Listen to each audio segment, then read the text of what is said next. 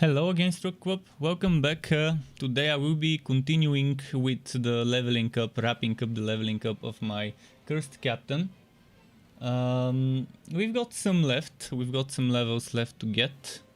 So I think it's 55 because I used it to record some footage and I got the level while recording some of that footage today. I also started leveling up the Cold Heart 1. Today off stream while I was recording footage. I recorded the first few minutes on it, which I will upload to tomorrow. Tomorrow I will upload the first few minutes of the captain, if anyone wants to watch such content. But yeah, let's go on the Cursed ZAPtain to do some zapping. Get those final 5 levels today. And then see what level 60 items I can take from my other classes, from my other builds. And what build I can wrap up here.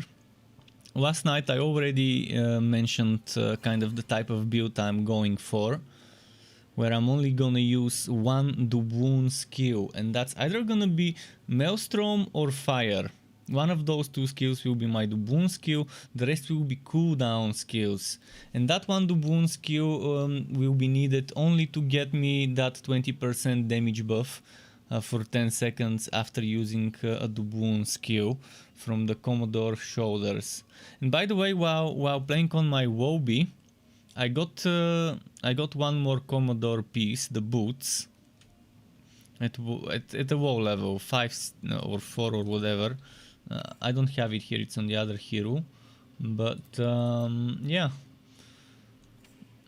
good to know that that it's unlocked if I need it for the Legendarium.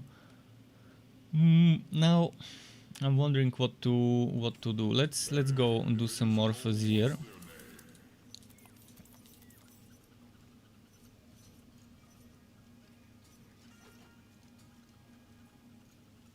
Toe Taker Tater, maybe that's the one we will be doing.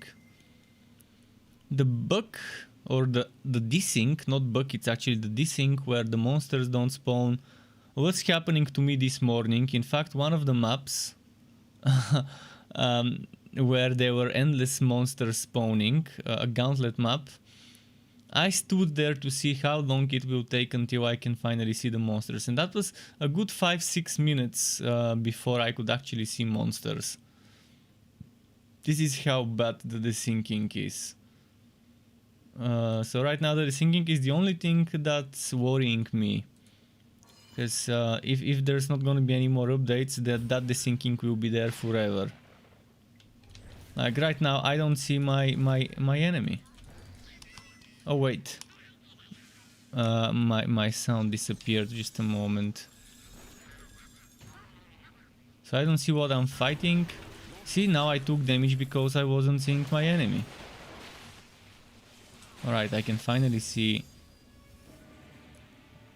So this really needs to be sorted.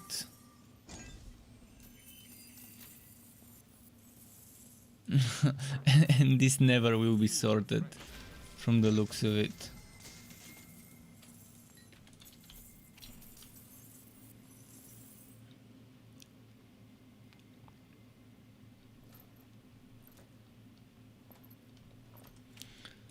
Oh, we'll keep playing, we'll keep pushing those levels. I've only got 5 more skill points left, but if I consider the set item bonuses for extra skill points, some nice things will open up build wise.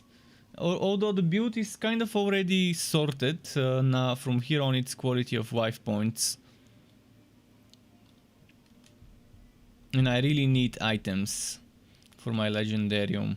Specific items, and specific items that I can equip so I can remove them from the Legendarium, such as the Ancient Ember Boots. And those I can get from some of my other heroes. I can get from my other heroes Ancient Ember Boots, I can get a high level Frost Wall, a high enough level North Mace.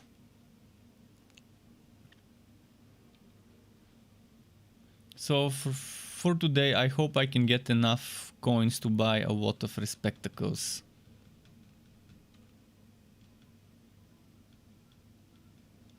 And as soon as I hit level 60, I will switch to Ridiculous and get level 60 items.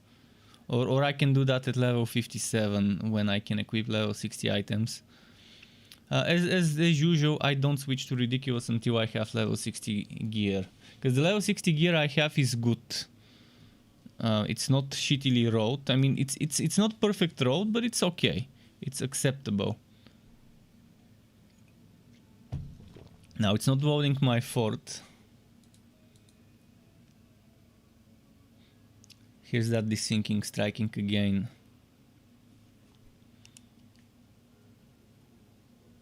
Oh wow, okay, finally.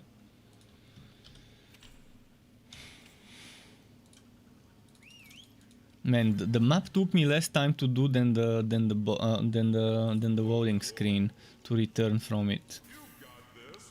Normally I skip this until I'm level 57, the double HP, because it takes twice as long. So I'm probably gonna stick to those for the time being.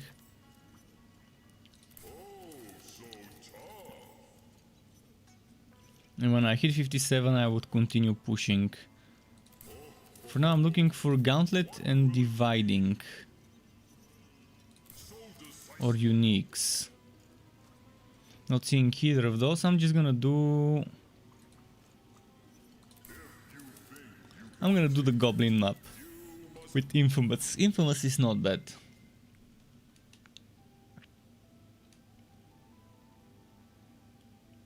When we're in need of Respectacles, Infamous does help.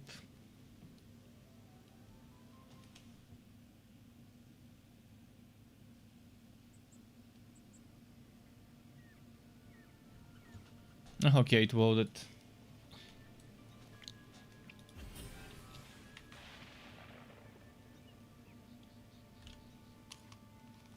Well, what's happening with my headset? It's constantly switching off. Just a moment.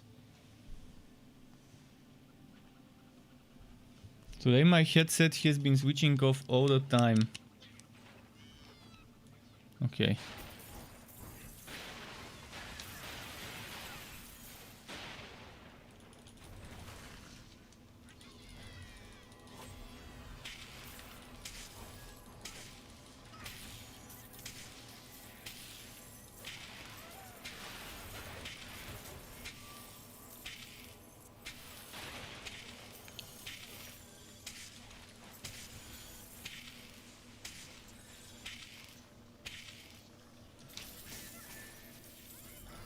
And it switched off again. Shit, what's happening with this stupid headset? I think it ran out of battery and now I need to let it charge before switching it on for a while. I'm gonna have to check after this map.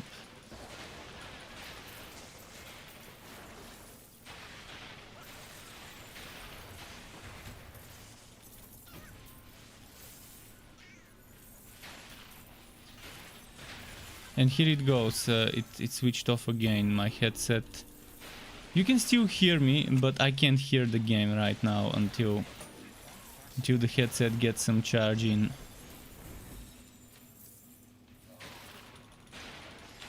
I'm not sure if you're hearing my game sounds, cause I'm not hearing them because the headset is switched off. I wonder if you guys can hear it. Oh, you guys can hear it. Okay, that's fine. As long as you're hearing, we're good. I can play without sound for a while until the headset recharges a little.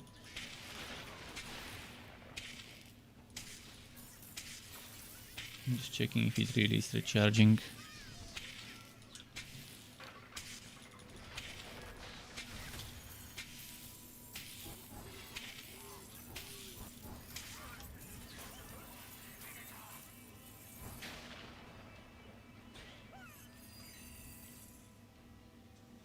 I should probably stay in this map for longer. I should have cleared the whole map, because it was a good map for clearing for XP, good density.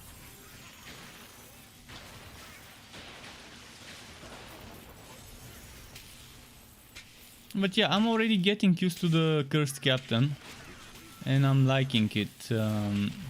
But things will be different once I get level 60 and switch to Ridiculous. I'm assuming I would really need to min-max it to feel that damage. Because right now I can see the damage, it's good, it's okay. But when you remove 70% of that damage on Ridiculous versus bosses, it's not gonna be that amazing. Unless I get proper gear. But I think with good gear it should be fine. This Keck, the Keck skill and Broadside, those are amazingly strong skills. Broadside and the Keck. Combining that with some Black Spot can definitely be a super good combo.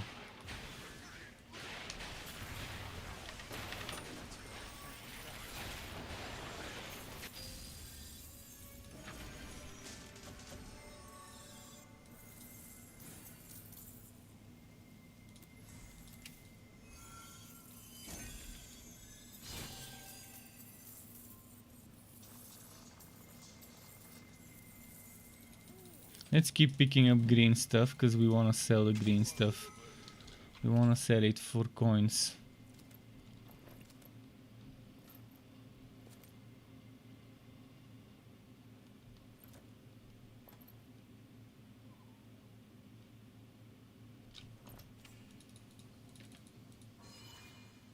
Okay, let me quickly open up my IQ and see what's happening with my headset. Status battery not connected. Let's turn it on. Unplug it. 11% charge. That should be 5%, not 11, 5%. Okay, that should last. As long as I'm charging it, it should last.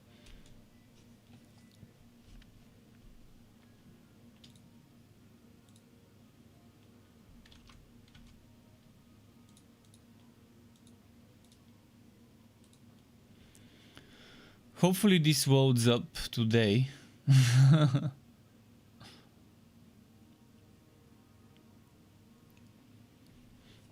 Oh, and I forgot to mention, today I've just like an hour ago or so, I've uploaded my 2 videos for the patch. One that's for the patch notes in general, just about the patch notes, and another one that's talking about the Cursed Captain, the skills that that it has, not all of them, just some. About the class specific, I'm showing in one of the videos the class specific things if someone needed to see those, and the contract and stuff like that. Try to keep it short, so I split them into 2 videos, and the patch note is the longer one, the other one is shorter.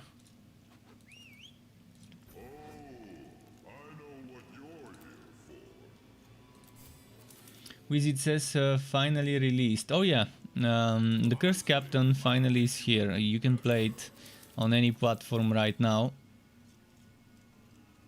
Gauntlet, 2 Gauntlet maps.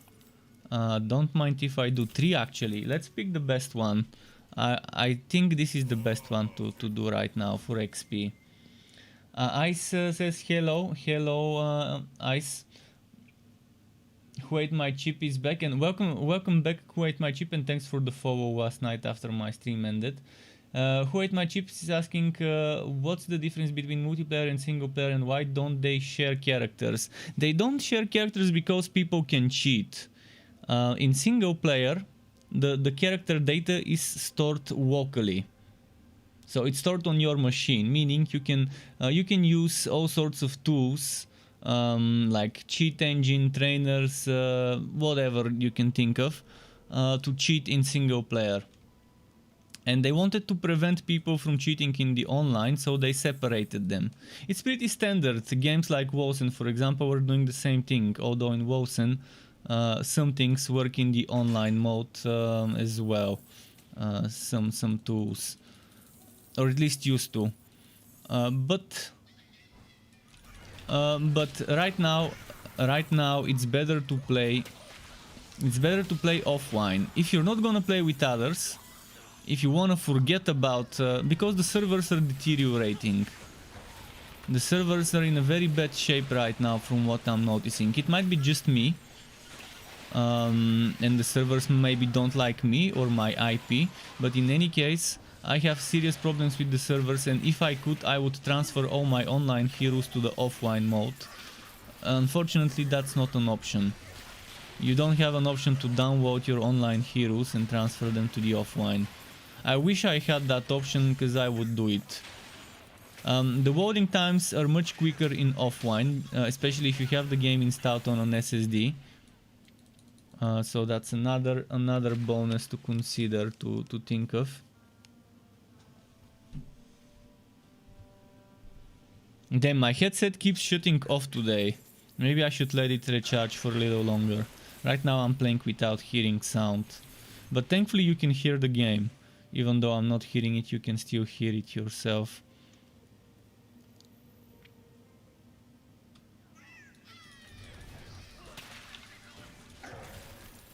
Yeah, the separation between online and offline is pretty normal for people who want to make sure that everything they play online is legit. Because there's no competitive element, there's no motherboards, leaderboards, etc. here.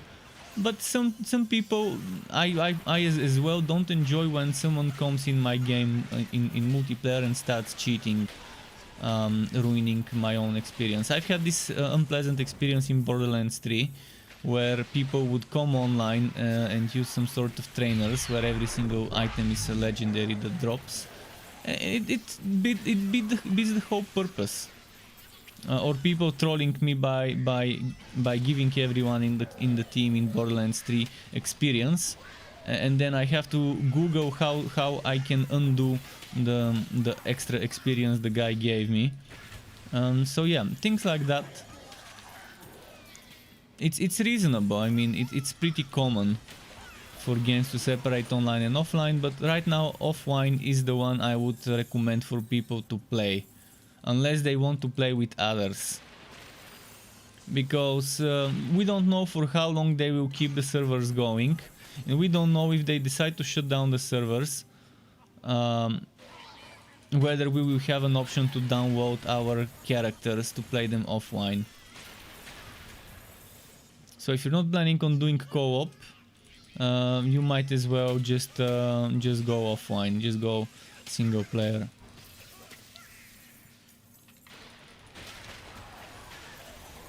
Because there's not gonna be any more events where people who are online would get some special mailboxes, gifts and stuff like we had before. But one thing's for sure, there aren't gonna be any more updates from Extra. If there will be any more updates, it will be Perfect World, and whoever Perfect World decides to assign to this project that handles those updates. So indeed it might be better to just go offline. If there's a new player watching me right now and you're thinking whether to create your first hero on multi or single player, if you really don't plan on playing co-op, single player is the better option in many ways. Loading times by themselves and rubber banding and desync issues being non-existent when you play offline, that's big enough of a reason. Knowing that every time you would vote in like under a second, and you wouldn't have problems with invisible monsters in the map that are desyncing.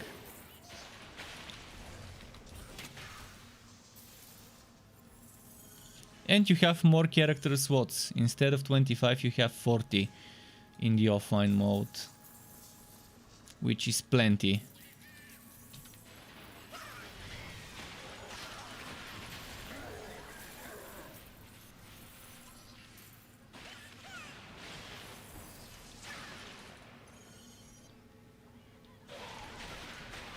Right now I'm fighting in this map with endless spawns, because that's a very good type of map to do for XP.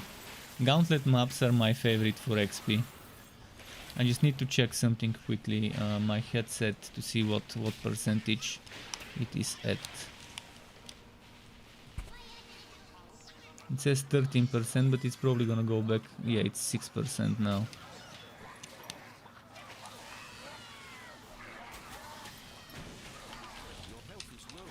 Just a moment, I'm checking my headset to see. There is an update for my headset software. Maybe I need that update for it to properly start charging.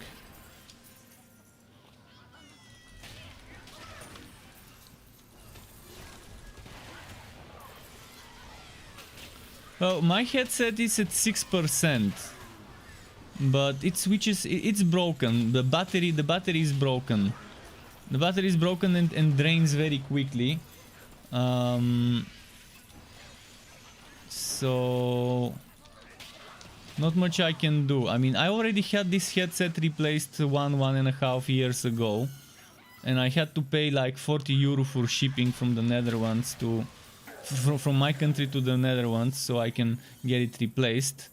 Which for that price I could have bought myself a new cheap headset. Not even cheap, it's mediocre. A new mediocre mid-range priced headset for the price I needed to pay for this one to ship it to Cursed in the Netherlands. And now it's the same problem is happening. They just had a bad batch of batteries when they were making this headset.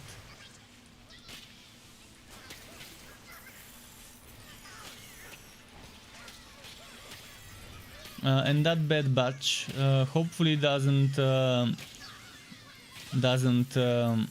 affect their new ones, but I'm not gonna try and find out if their new ones will get affected by that bad batch of batteries. I know if I'm gonna buy headset, it's not gonna be Cursed. I mean, Cursed, as I've said many times in my stream whenever I bring this subject, they're good at making memory and some other things, but whoever was their provider for batteries must have fucked them over with a very bad batch. And I got this one because I like the yellow cover. I like that it's yellow, and I like the shape of this headset when I got it. The special edition SE.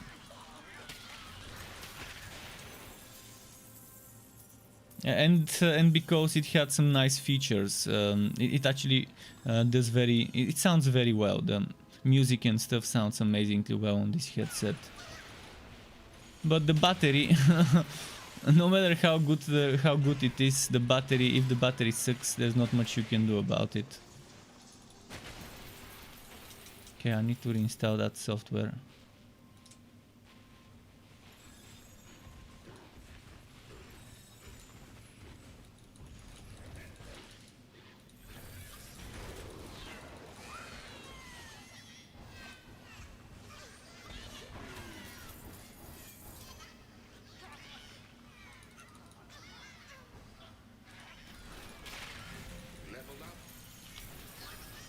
But you cannot play multiplayer offline, by the way. To answer that question, there is no hot seat on the same machine. There is no local area network multiplayer as well. So if you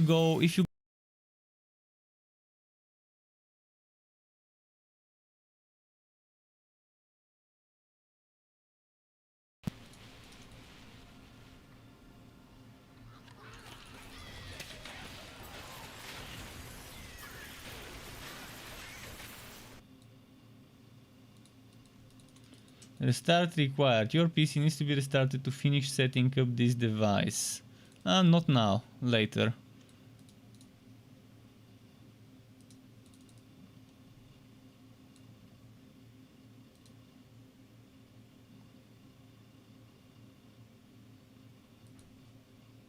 I think this messed up with the settings. Are you guys hearing the sound from the game?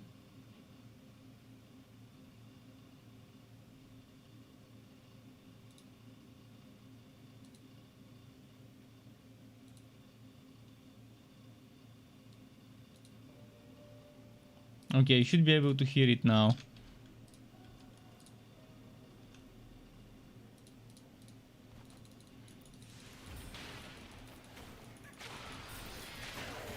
So right now it should be broadcasting the sound. I just reinstalled my IQ software. Right now I'm gonna play without sounds. You can hear the sounds, I cannot hear the sounds. That's fine for me, I don't mind it.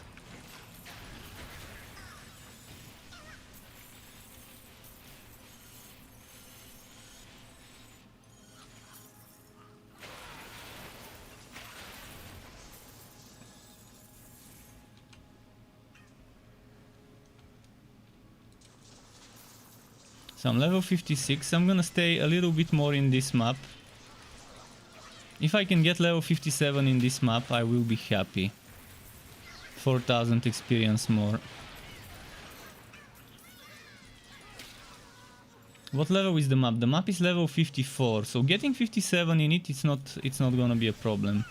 58 on the other hand might be troublesome to get on this map, so I'm gonna after I get 57 I can equip level 60 items from my other classes, from my other heroes, and just start pushing.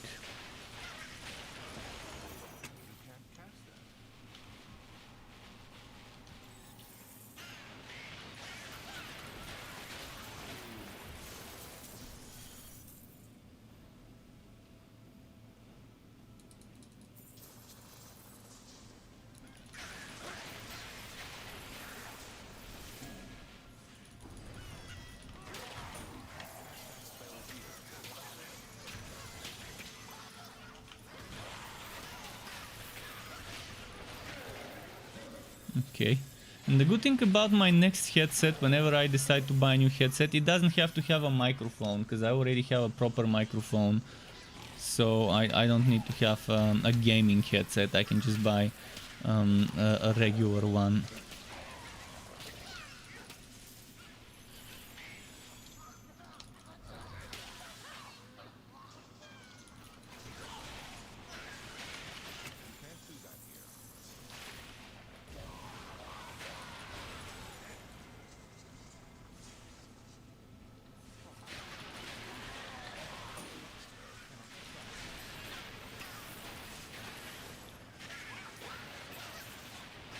Oh, look at how many there are here, wow. I'm already at 300 XP from the next level. So 10% of the next level almost done.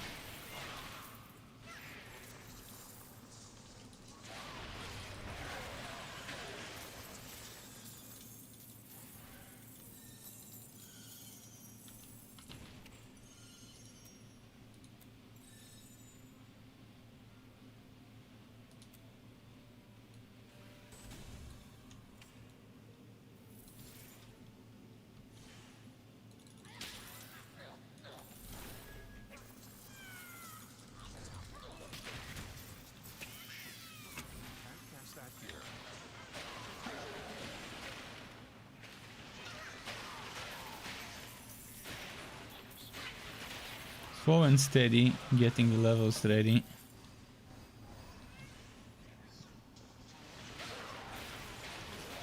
Blitzen says, hey man, how's the RNG been treating you? Kind of as usual. When I was playing my Wobby, I got one more piece of the Commodore set, the boots. But on this one I still haven't gotten much new stuff. Other than this cannon. I've gotten this cannon at 55, this one at 54. I think that 54 was yesterday, honestly, but this one today when I was recording footage dropped. Not something I needed, but for other builds I might experiment with it.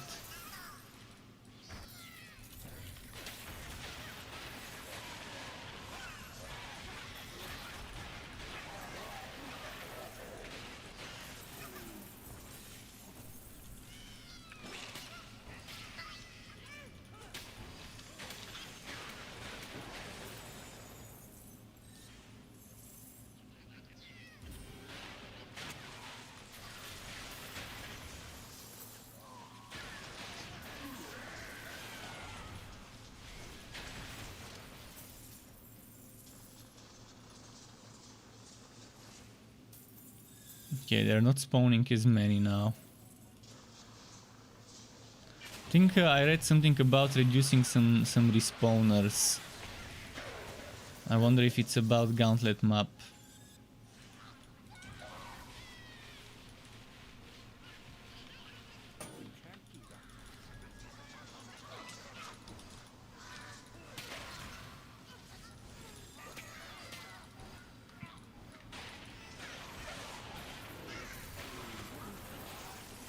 But this kek, the powder kek, it's amazing.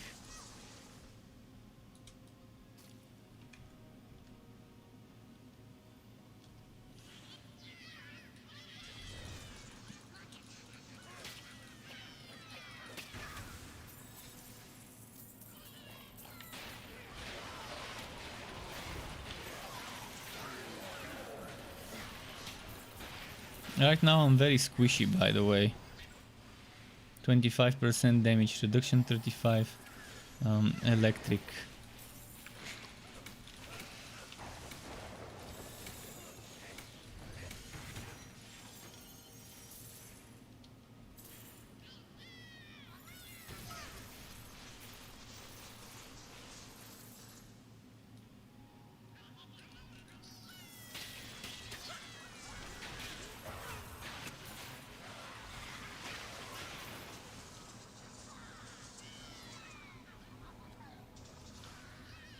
Maybe I should just go to a different map. This one kind of stopped spawning them reasonably quickly.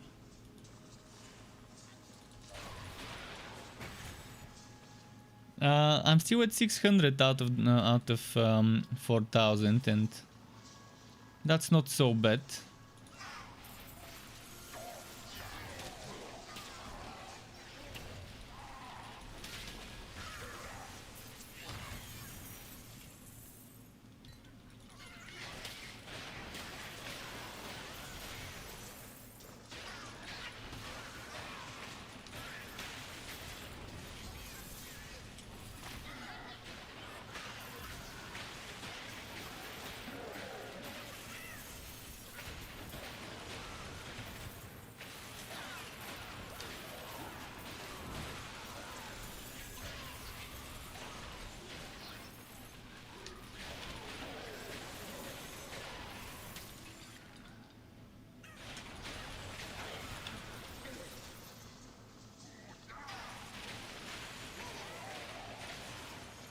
Okay, just a moment, I need to check something.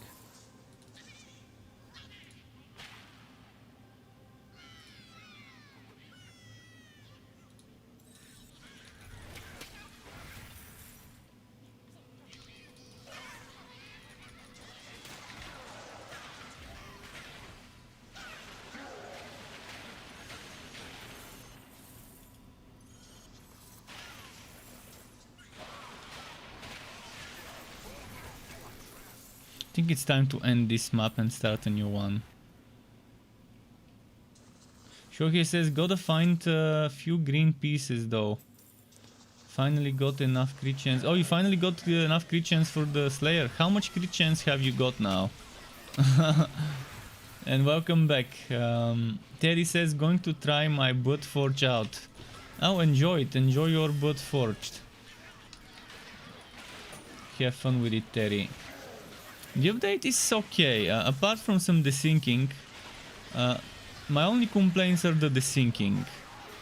That's why I try to I try to maybe sometimes stay AFK at the beginning of the map for a minute or so it can load up the monster models. For now I don't need to do it because I can just one-shot them with my storm if I run around, even if they're invisible.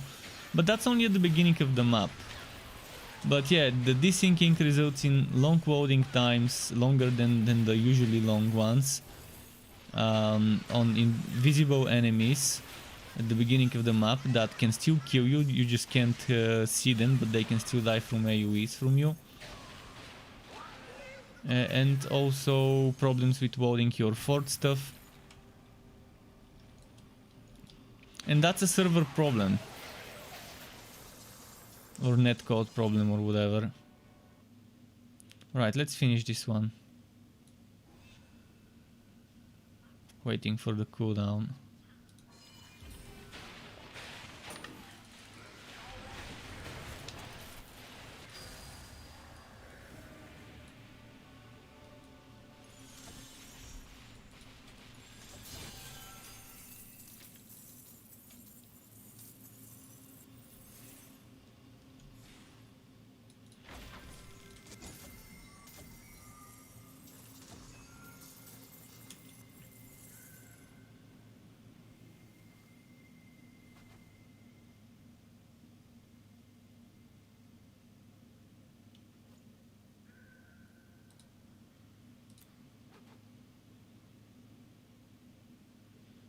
How many Shiba Inus have I got? I'm trying to figure out which one I've got.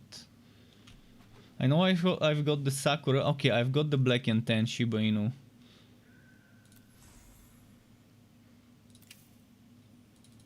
Didn't know if I have this one. Had to check.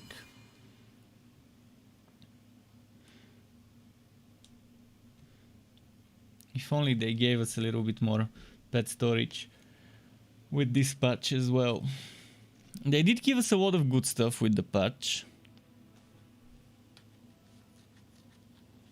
There's no denying all the good stuff that we got. Now back to the long voting screen. And back to waiting for my fort to vote. This time it voted reasonably okay, because my ping now is 50 ms.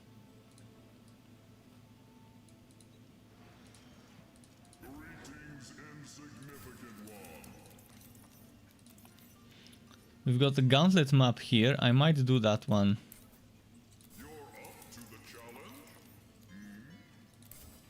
Unless there's a gauntlet map here.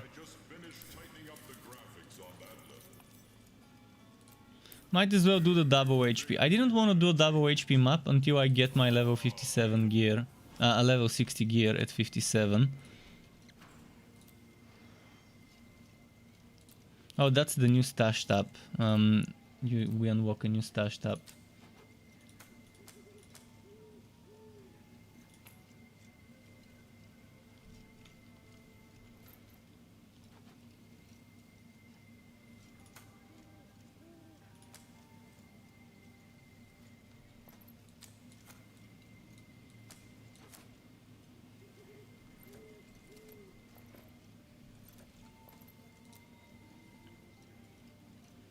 Anything worth equipping?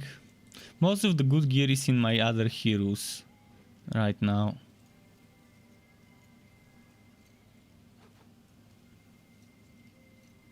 Could equip this.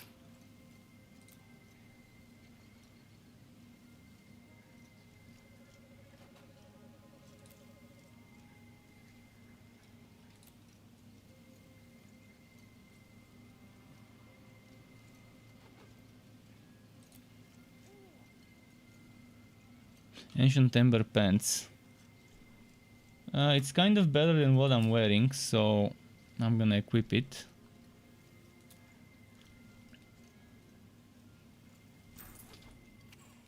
I want Ancient Ember Boots, and I think I've got some. It must be in my other heroes again. Well, one of the heroes definitely has Ancient Ember Boots. I will take them later from it. Just need to hit 57.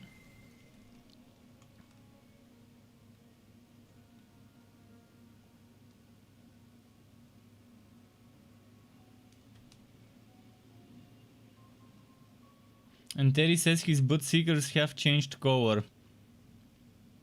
Does it match your relic, the changed color? Because I read something about Butt Seekers in the patch notes. I just can't remember exactly what it said. Let me try and read it.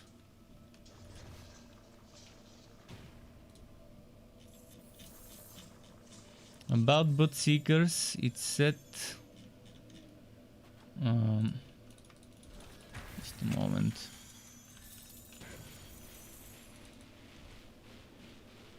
About Blood Seekers, what did it say? Relics.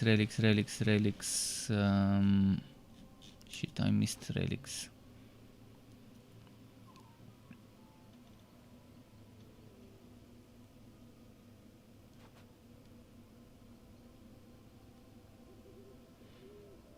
Fix Blood Drinkers, Blood Seekers skill and Flaming Destroyers milestone to add a hazard skill so they all scale appropriately with per point damage factors. That's the only change. The other one is Fix Blood Drinkers, Blood Barrier. Now has a new icon. And there aren't any other changes for that relic from what I'm seeing. Interesting.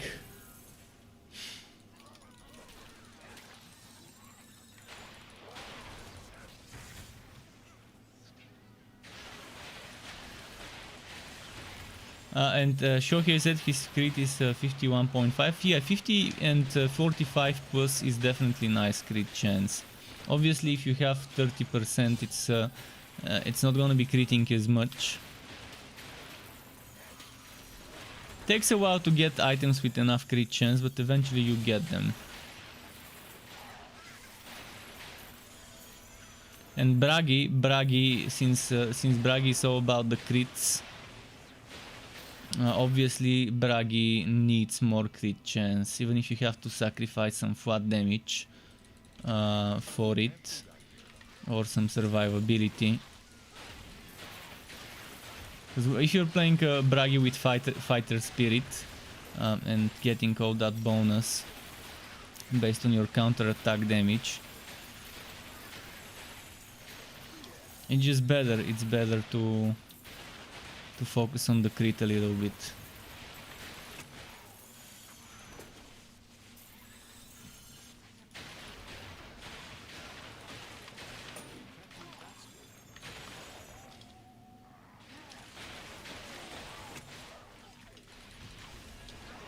He says, you've got 7 hours and 30 minutes left to claim NBA 2K21 for free. Oh yeah, I've already claimed mine, but if anyone else hasn't, Eddie's reminding us that it's still free on the Epic Store.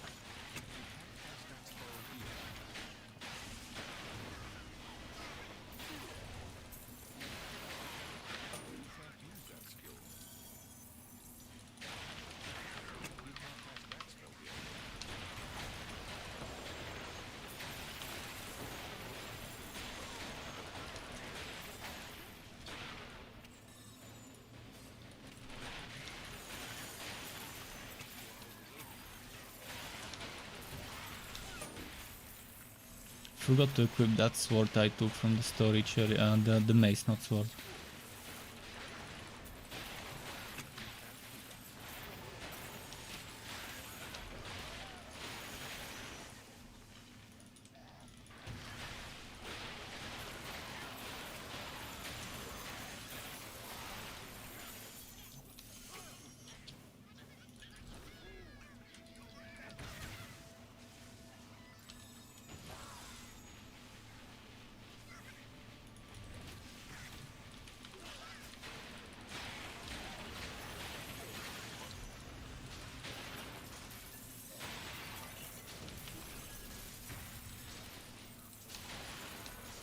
I wonder how much my headset has recharged. I'm gonna give it another 10-15 minutes and then I'm gonna switch it on.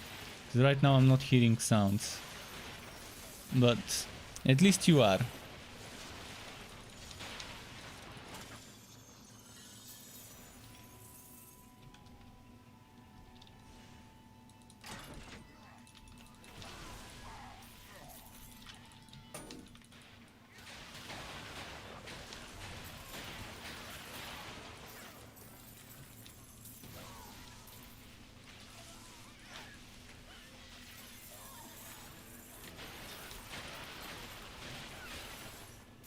See.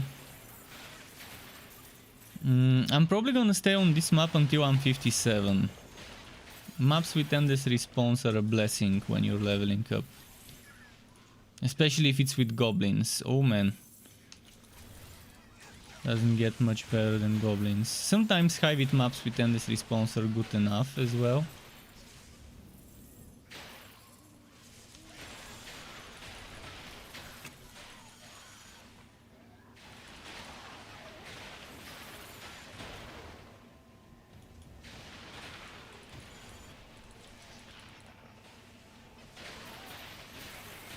I'm not sure until how late I will stream today, but it's not gonna be like last night until the morning. And I will stop earlier today than yesterday.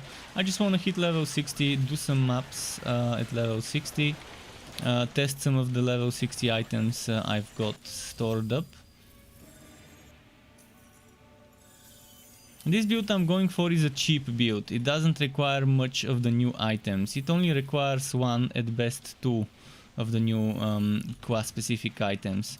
I intentionally wanted such a build because I can make it quicker than some of the other, and it's not just me, it's anyone can make it quicker as long as they have some leftover gear from other heroes that they've played before.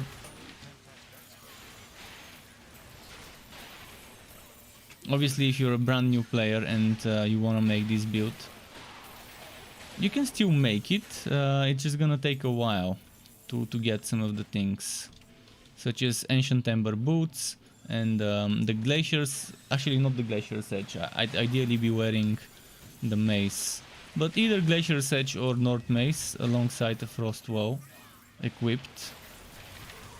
And right now I don't have equipped Mace or a Glacier's Edge, but on the final setup I would need one.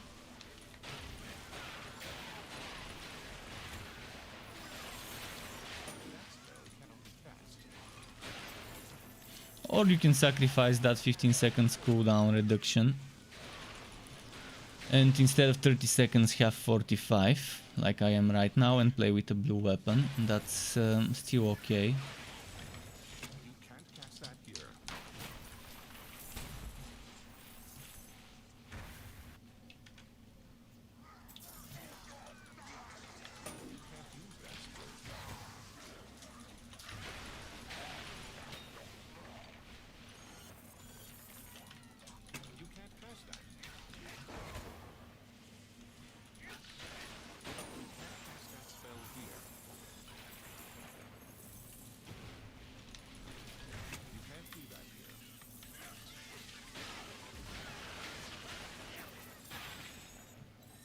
Keep moving this way, I guess.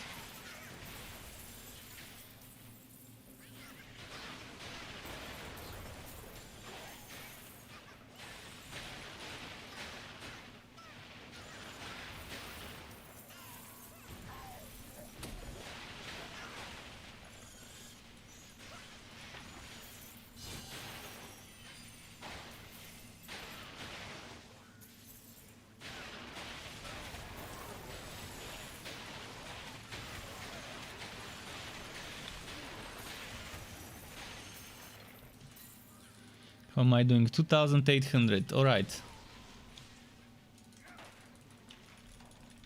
75% of the level obtained.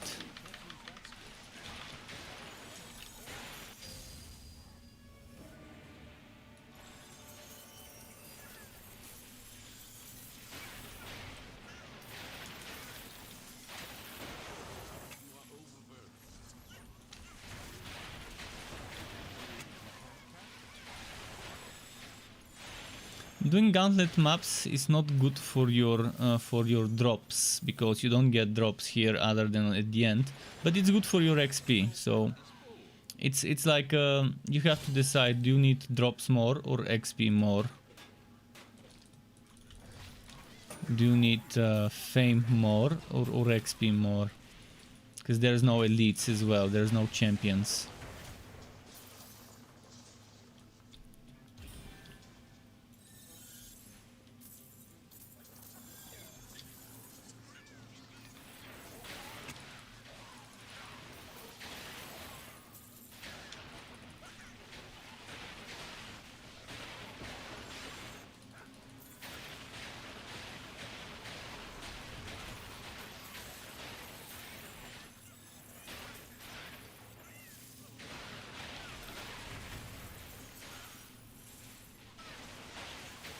Nice.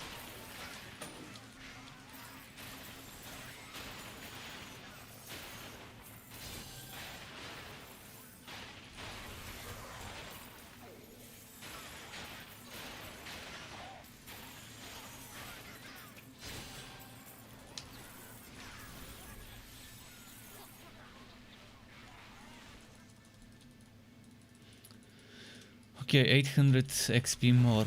Then I'm gonna switch to one of my other heroes. I don't know which one. I have to switch between heroes to figure out where my items are, because I don't remember them.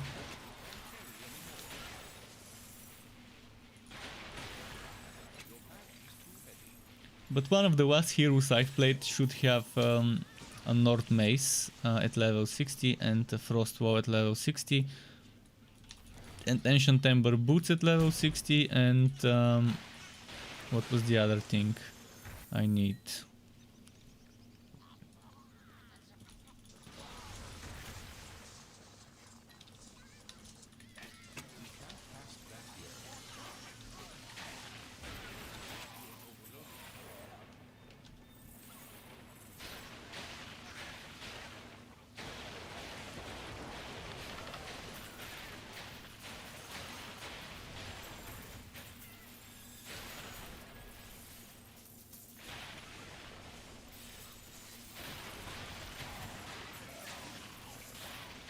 You're saying seems like you're doing more damage. Well, a lot of things got buffed up.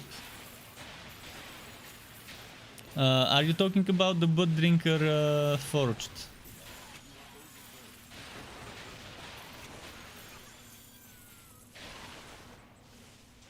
Particularly on Blood Drinker there haven't been changes, but maybe for Forged they might have tweaked something to the skills you're using.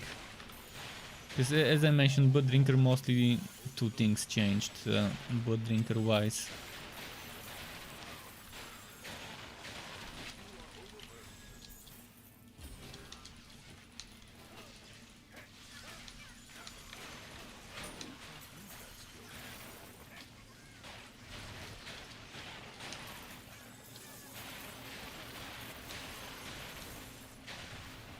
What skills are you using? What forged skills are you using? They made it so that Slug Shot, or also known now as Pressure Shot, now doesn't always crit with that 5. Every 5th shot used to always crit, and that wasn't intended, so they fixed that. But it will stun instead of crit. Which is fine. It's good to have some extra stunning.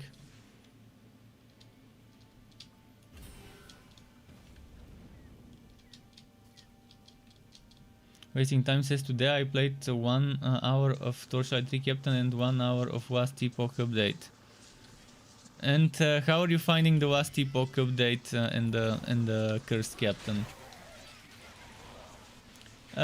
Jacketive, this game is not online only. You can play online, but if you don't want online, you can play offline.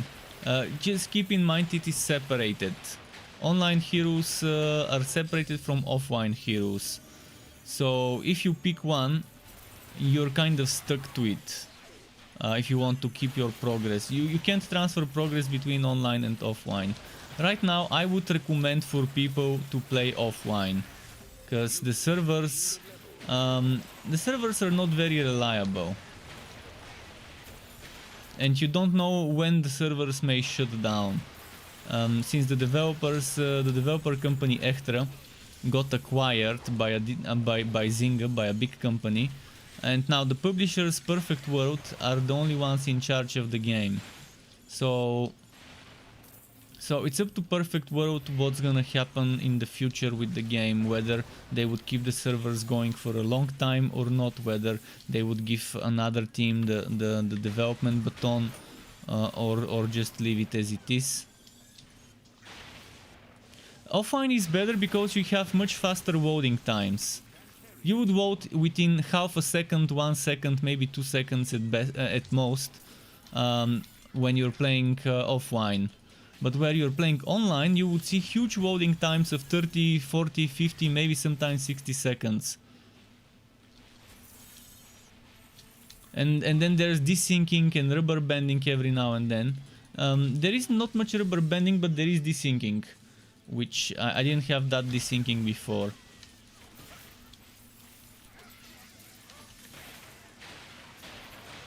Yeah, that's the sad part, but what I hope they consider doing this for us, to give us an option to download our online characters and play them offline. I want that. I want to be able to take all my online characters and play them offline. I'm ready to give up on the online aspects of this game.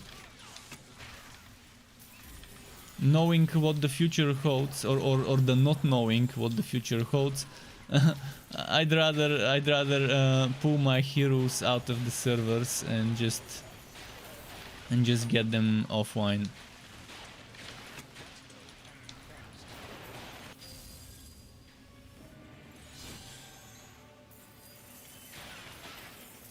Let's see.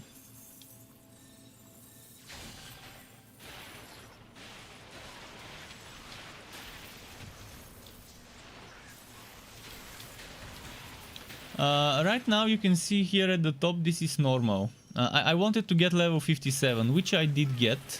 I normally play until level 60. I play on normal, and then I switch to ridiculous once I'm leveled up and geared up, just so that the XP will be faster. If I'm playing on a different difficulty, I'm gonna be killing stuff slower, which means I'm gonna be getting XP slower, and I just want to be over with the leveling.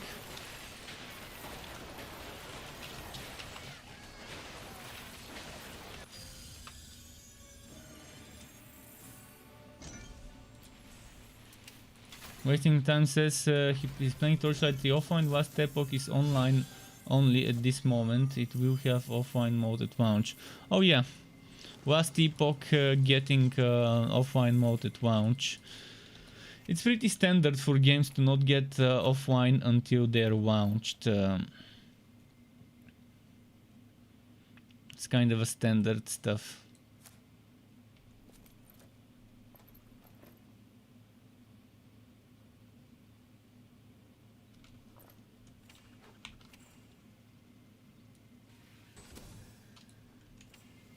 Alright, I need to switch heroes now. I need to go on my other heroes to look for items for this one.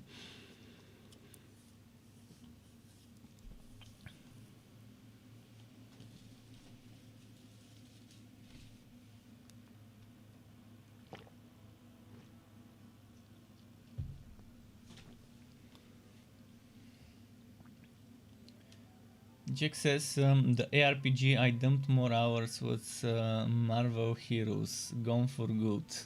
Oh yeah, Marvel Heroes, actually some of the people who worked on Marvel Heroes worked on this game. I think Anthony was level designer there, and he was his level designer, his game designer, I'm not sure if level or what, but he's a game designer here. And there were 2 or 3 more people that worked on Marvel Heroes who came to Extra Games. So yeah, some of the people who worked on Marvel Heroes were involved with this game.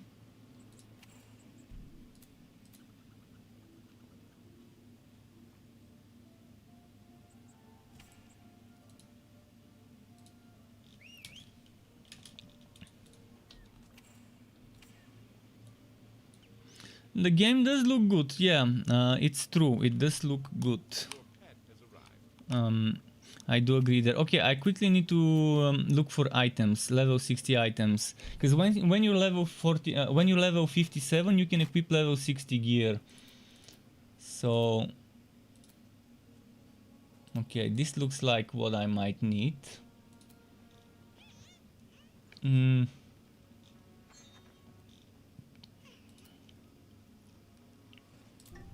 Let's check my Zap bot. The Zap bot should have the chance to shock mace. Oh no, the chance to shock shield. Actually, before I go to the storage, let's check. Frostwoe, this is not the chance to shock one. This is the one that's symmetry. That's not the one I need. North mace. No, that's not the one I need for sure.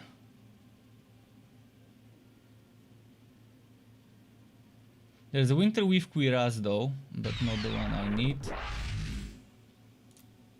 And thank you very much for the follow. Welcome to the Struck Club. Nice having you here. The robot class is fun, yeah. I can agree. It looks cool. It feels cool to play it as well.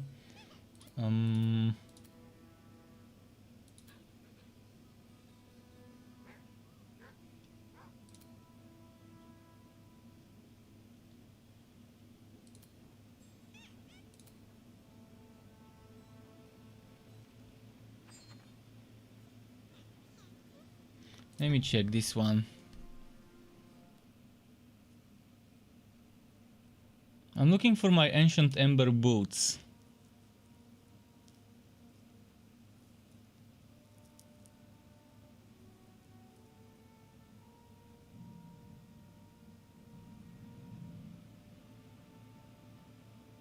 Looking for my ancient ember boots with the frost wall with chance to shock. I'm pretty sure I had a frost wall with chance to shock, with chance to bleed, and chance to poison, and chance to burn. 4 level 60 frost walls for different builds.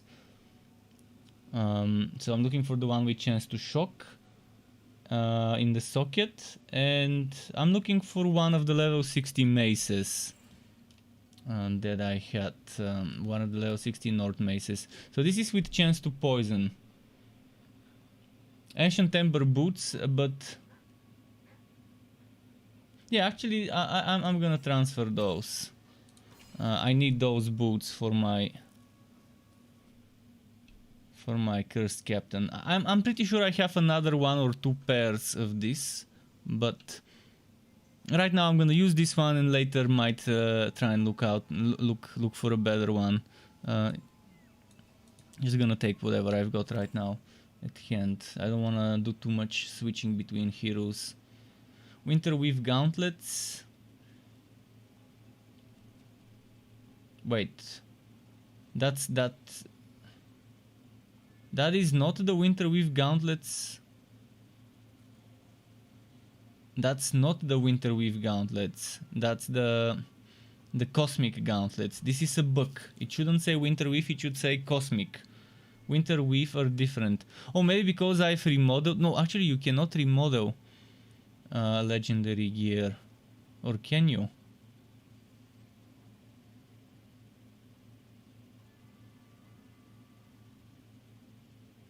Winterweave powdrons, and this is also not Winterweave powdrons, it's cosmic. Oh, they done messed up. They done messed up. And now the cosmic is named Winterweave. Then what would the Winterweave be named? Oh man, they did such a massive mistake, such a massive error. Renaming the cosmic to Winterweave. Now I wonder what the actual Winterweave will be named like, and whether the Winterweave actually exists. But that's a big mess up, a huge mess up. All right, I'm just gonna transfer the boots for now. That's what I need from this hero. Maybe rapid bartering as well. Maybe Dryad as well.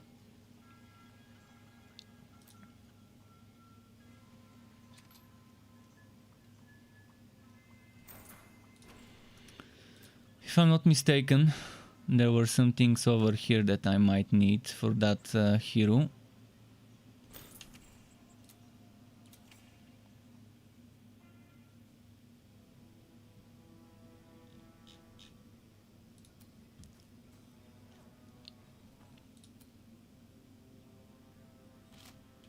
I think this is my shield I need on that hero, the one with chance to shock. Yep, that's the frost wall we need to transfer. The chance to shock frost wall.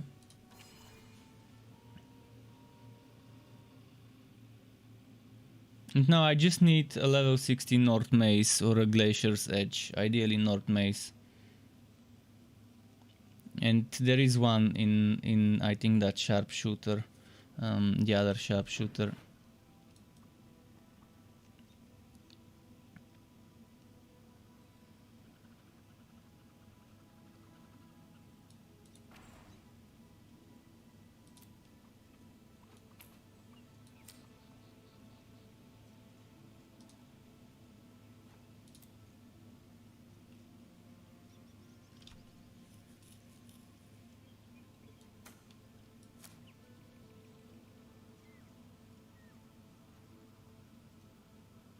I'm gonna transfer this for now, just temporarily. See, this is the actual winter weave cuirass.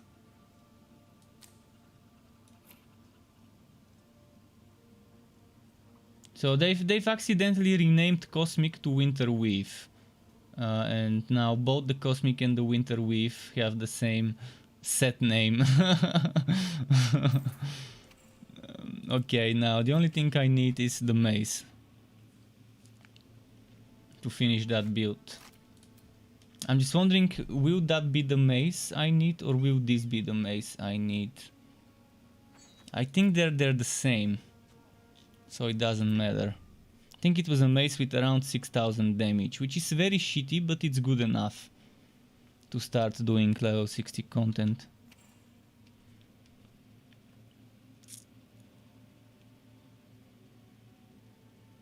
I'm gonna check the other one. I don't like that one as much. Oh, and there's another pair of Ancient Ember. I'm gonna transfer those 3 items.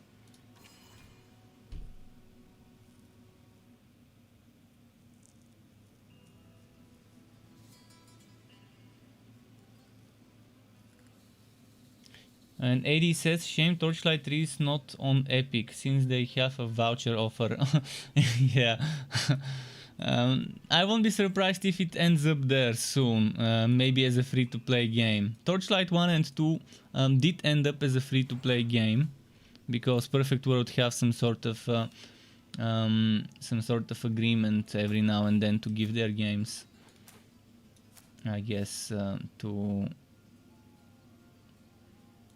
the Epic Game Store for free.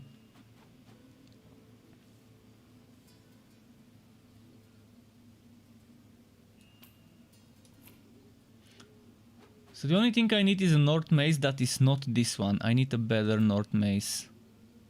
And I just don't remember where it was. I'm sure there is one somewhere.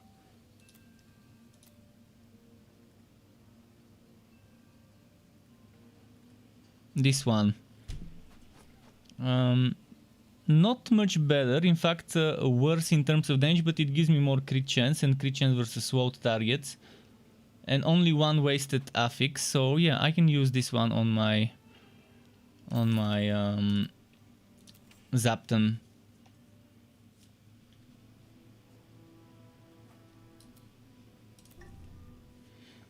I think we're done with the gear. Now I just need to farm quest specific items. Like the broadside quest specific item. I really want the broadside buff.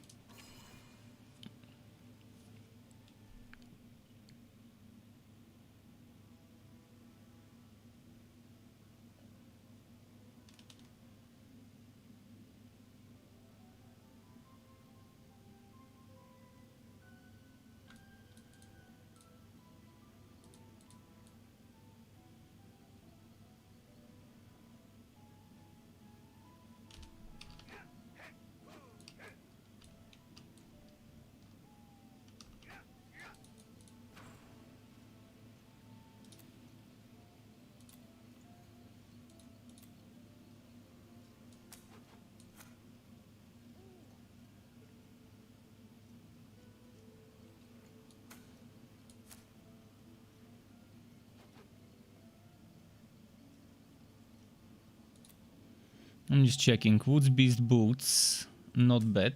I will consider using that, so that I don't have to put it in my Legendarium. Ancient Ember Boots. One of those is equipped, and the other one will be in the Legendarium.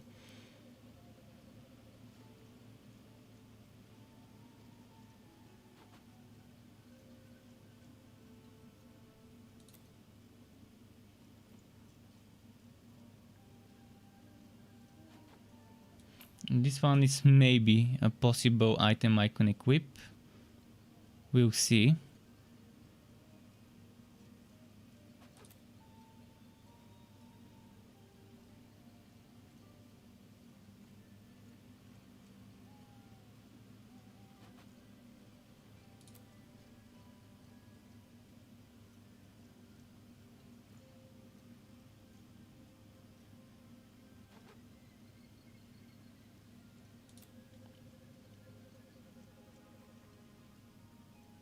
Okay, this is mostly wall level stuff. Arc power chest, no.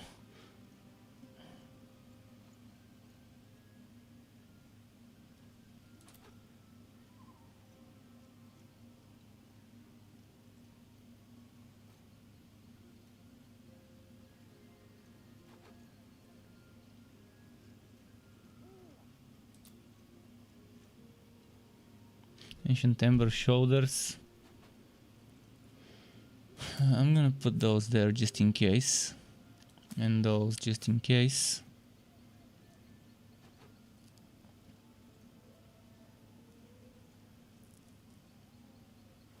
I've got a lot of stuff to test.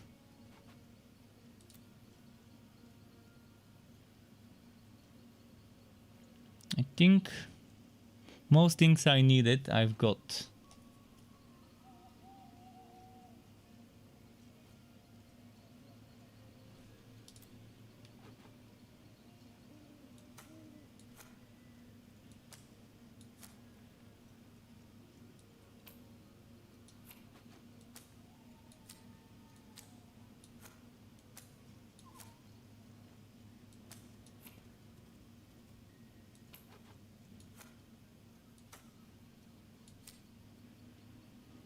Let's see which frost woe is the better one.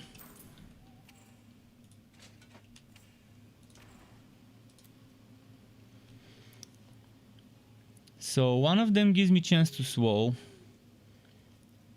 but less chance to block. Actually no, the one with chance to swow gives me more chance to block, so I'm probably gonna use that one. Slightly less defense, but yeah, chance to swow. Not bad.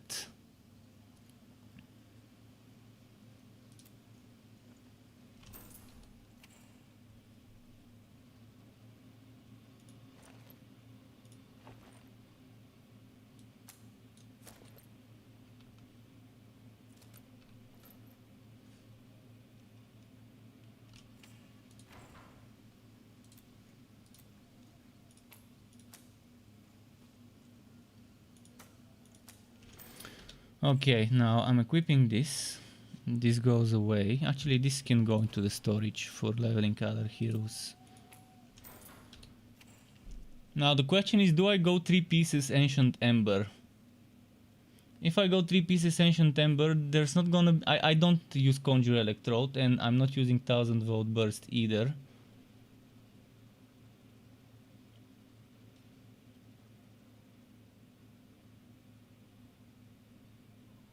So 3 pieces Ancient Ember is useless to me right now.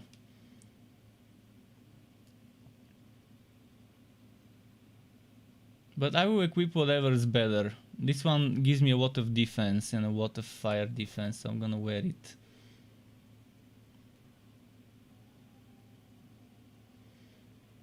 This one's a lot of defense and a lot of ice damage.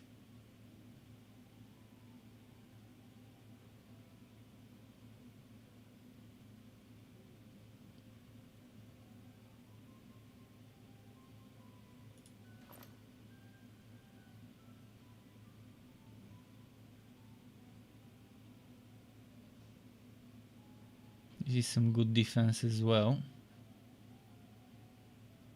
I might not need it right now, but at least I get defense.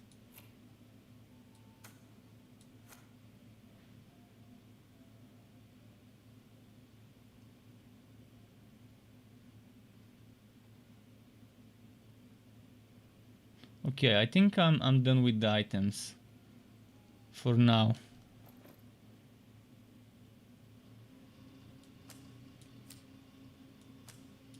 Oh, the Winterweave gauntlets. I almost forgot. Might as well use those too.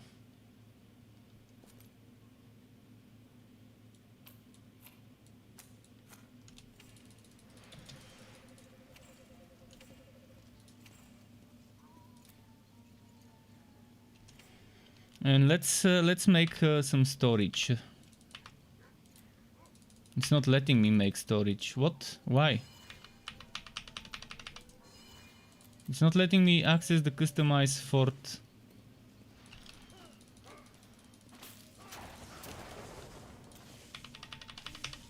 Why can't I access the...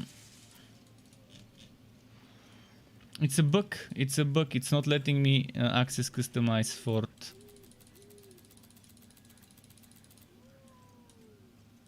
I think it's server related bug, as most bugs right now.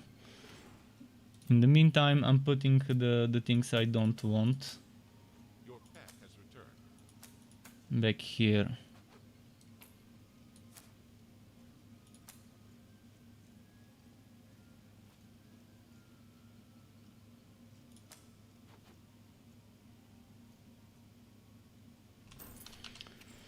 So let's patch this up.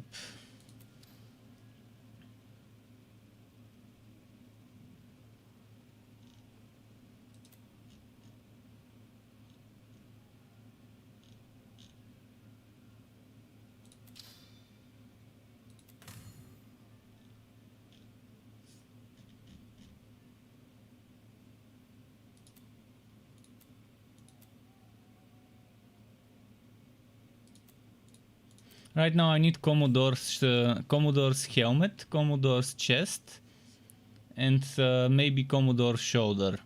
Those three things should be Commodore for me.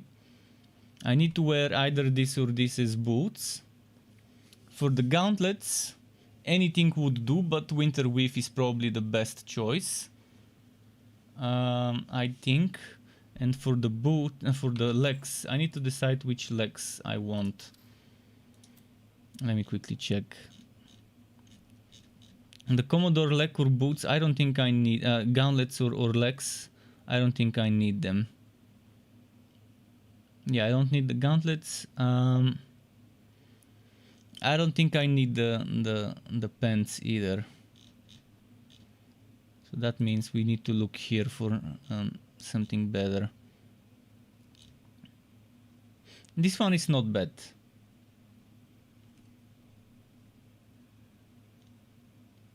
Even if I don't level up Chaotic Strikes, being able to trigger it every now and then is not bad.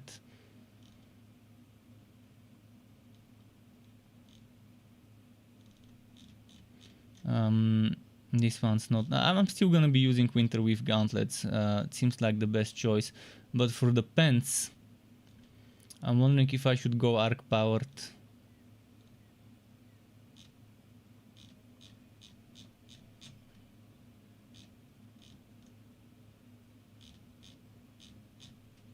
Or Winter Weave. Winter Weave legs would do nicely. And that way I can have Winter Weave... I can't have 3 pieces though. But I can have gauntlets and legs Winter Weave.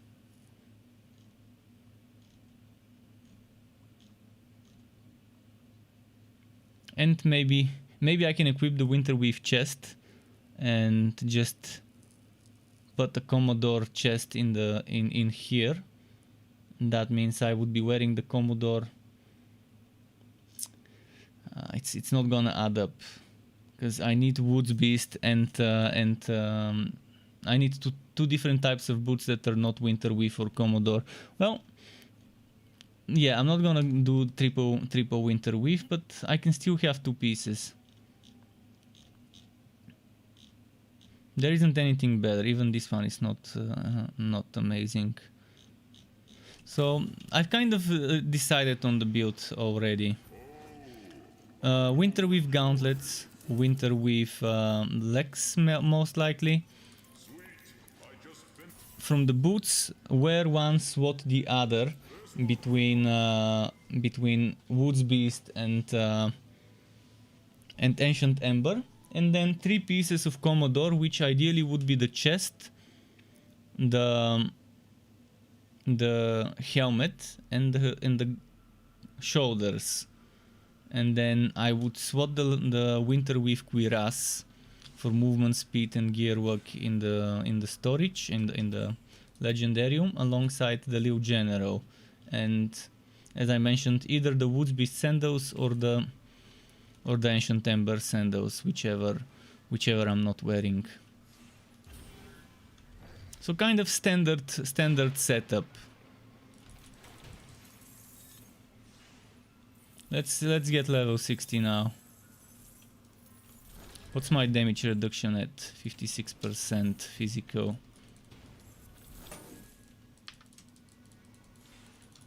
And this is the desyncing. Right now I'm killing invisible enemies. They are there, they can hit me and I can hit them. Okay, see, now they loaded. And do you see how long it took? Like 40 seconds or a minute before the monsters started showing up on the screen. You won't see this problem in offline. As I said, it's the server. The server doesn't like... the server is racist, let's put it that way. It doesn't like my Bulgarian IP. Maybe. That's not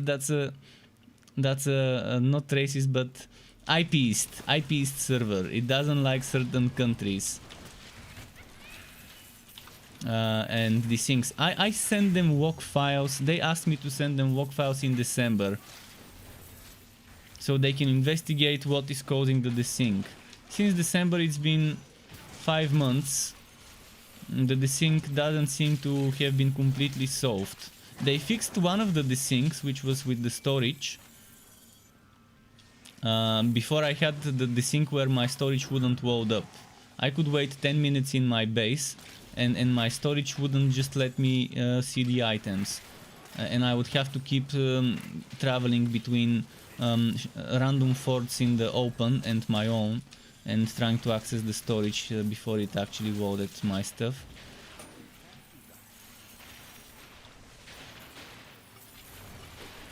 And I have 50 ping. 50 ping. Earlier today I checked my ping, it was 50. Right now I can check it again, see how much it will be.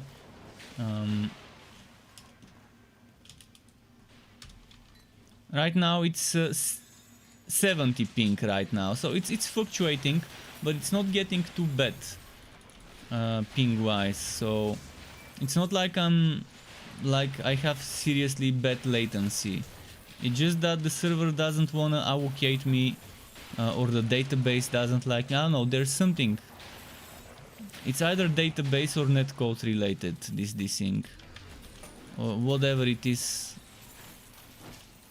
I don't think there's much I can do to help them fix it other than sending my logs. And since there's no one else now that's working on the game, I'm gonna have to accept that this is how it's gonna be until the server shut down. That's why I want to transfer my heroes offline from the server. I wanna play offline, but I wanna retain my old heroes from the online in the offline mode. I don't wanna have to farm my legendarium and my gear again, and I don't wanna have to level up my old heroes again if I start over. So if they were to offer a one-time migration from the server to offline, I would take them up on that offer.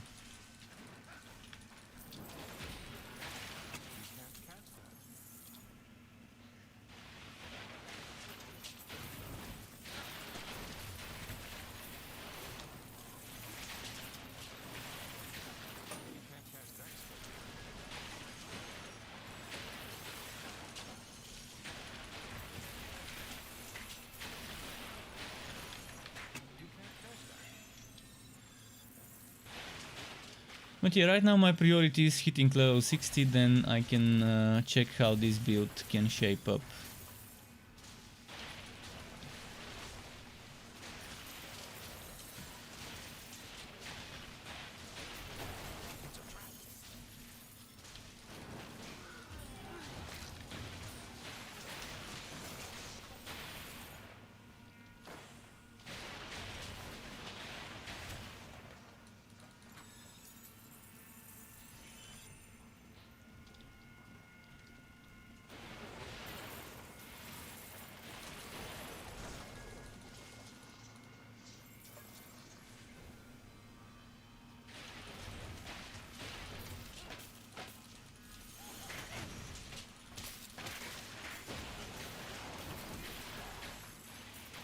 I still haven't decided which Duboon skill I wanna use.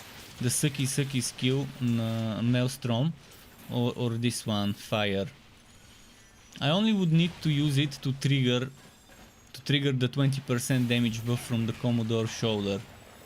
That's the only reason why I wanna have at least one Duboon skill. The rest is all cooldown skills.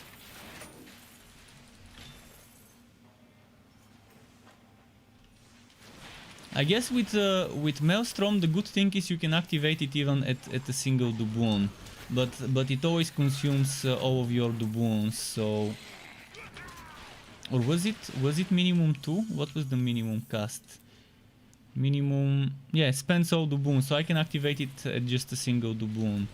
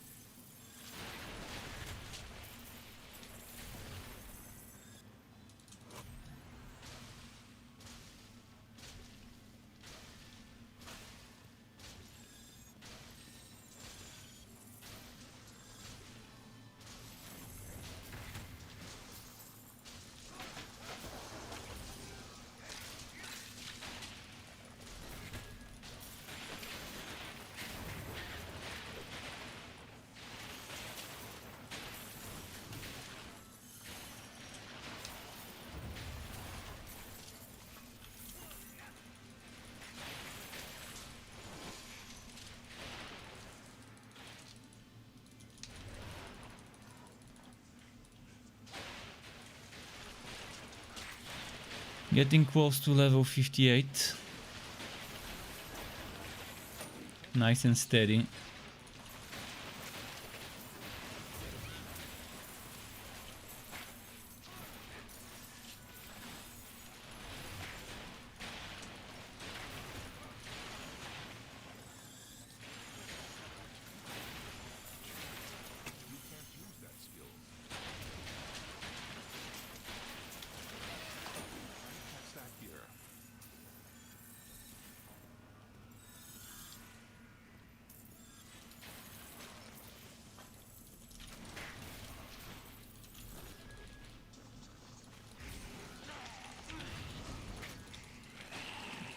Go 3000 XP now.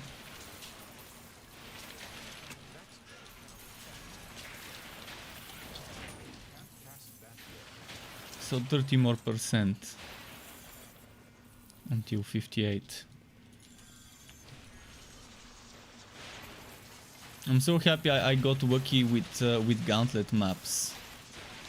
Sometimes I just get unlucky and I don't see the gauntlet maps until I'm level 60 when I no longer need them. This time I consider this lucky. If you get gauntlet maps while you're leveling up in the Fazir before you reach level 60, do them. You're not gonna see better XP. The second best thing would be dividing map with goblins.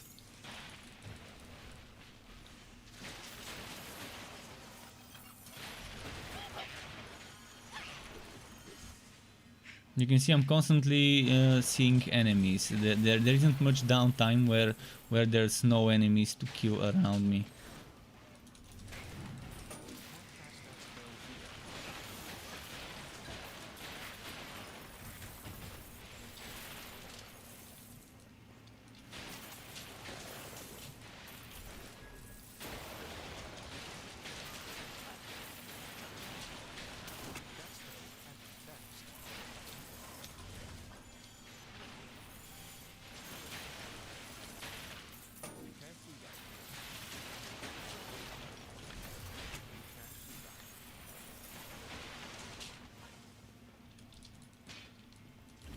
Ah shit, took the wrong turn. Brit says, how do you use actives on legendary? What do you mean actives on legendary? Actives, you mean those skills? You can click here and then decide which one you want. Like Hailstorm, for example.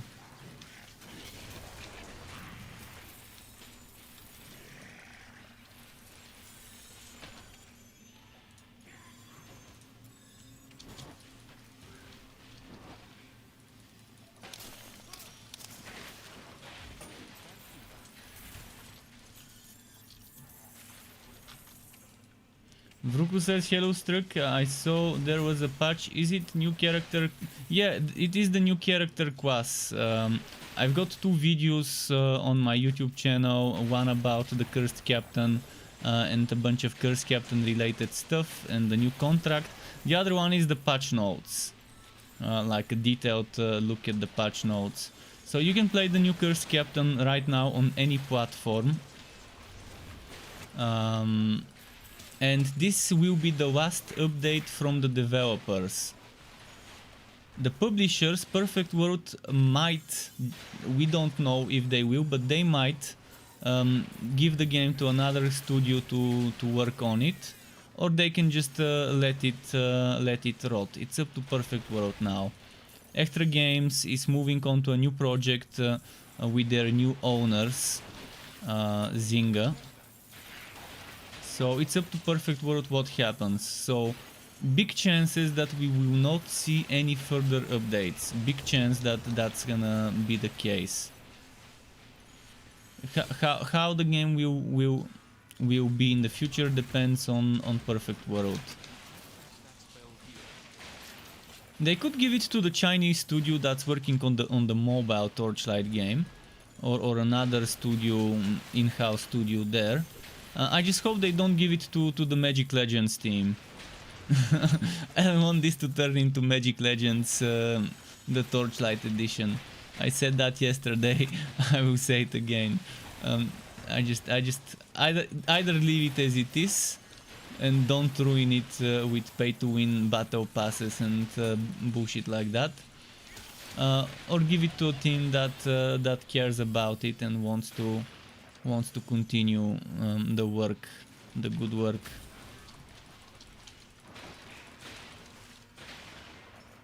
But there is a Chinese team that's working on Torchlight Infinite, which is the mobile Torchlight, and they've been working for quite some time. There's trailers, gameplay videos, etc.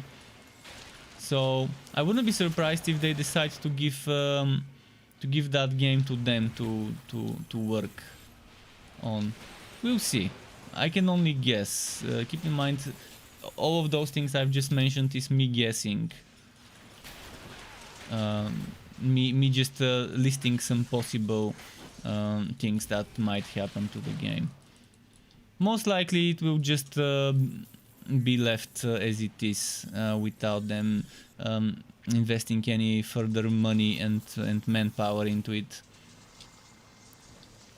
The best thing that can happen to this game is for Epic Games to finally enable good proper mod support in Unreal Engine 4, and for Perfect World to enable mod support. But from what I've heard, Epic Games' mod support is the Unreal Engine 4 mod support is just terrible right now. It's still in its early inception, so it's gonna take a while before it actually works properly, before it's finished.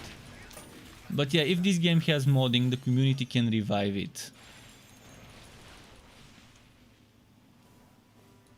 It's happened to many games that may not be amazing games, but with modding they become great.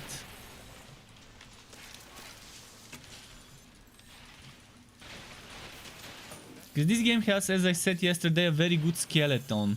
The skeleton of the game, how classes are templated, how relics are templated, means that it can be expanded upon, how the legendarium works and stuff like that.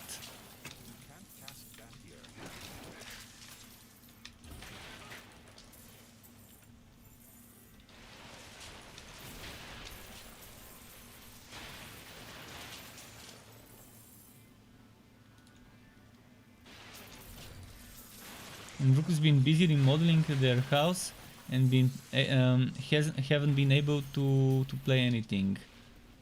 Having game withdrawals. It's understandable.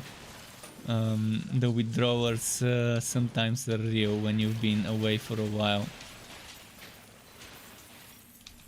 The only time I don't have withdrawals from gaming is when I'm at a festival somewhere in the mountain for a few days, or somewhere in a different country, and I'm just it can distract me. If I'm at a nice drum and bass festival, or at a nice festival with all sorts of good music around me and stuff like that, and all sorts of activities, I wouldn't fucking think about gaming. It's the last thing that would be on my mind if I'm somewhere near nature and have some good music and cool people, and maybe something nice to smoke nearby.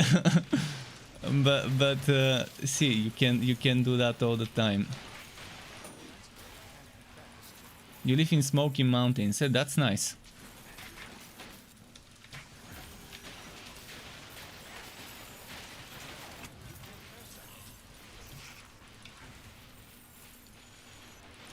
Where is Smoky Mountains, by the way? In which? I'm assuming you're talking about. Is it the states? And if yes, which state? Oh, I've done level 58. Should I stay in this map? The XP seems to be going nice. Maybe I can stay until halfway to 59. Or maybe let's leave. Let's leave and start a new map. Because I need some respectacles as well. So if I'm standing in this map, I'm not getting as much respectacles.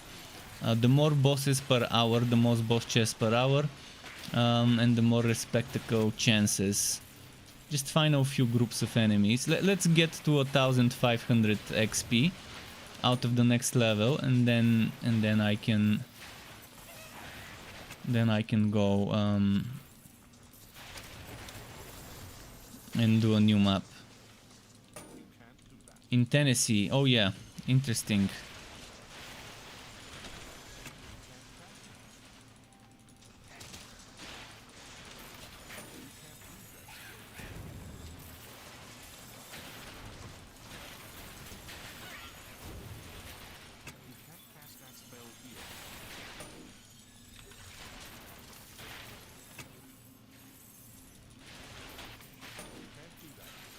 But yeah, you see, you wouldn't feel the dopamine withdrawal from gaming if you get your dopamine differently by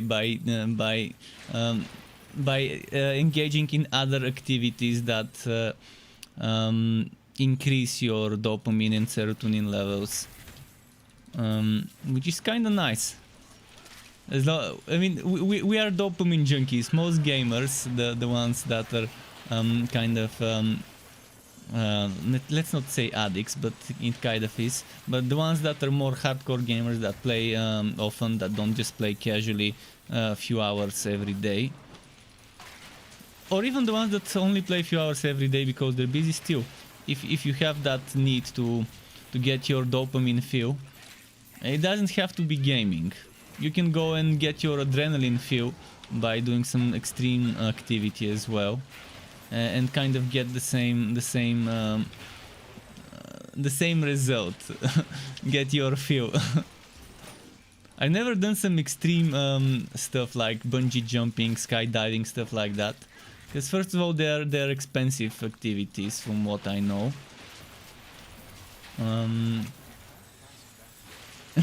But I'm gonna assume it's gonna be a fucking nice adrenaline rush. Probably much more overwhelming than getting good stuff in games, than getting that one nice build to click. But I know one thing: when I'm at a festival or at a rave,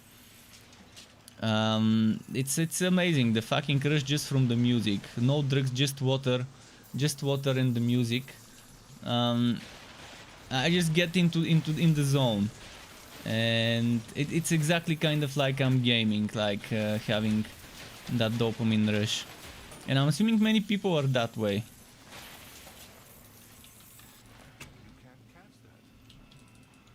when you get that nice track that just hits the right spot. Let's see.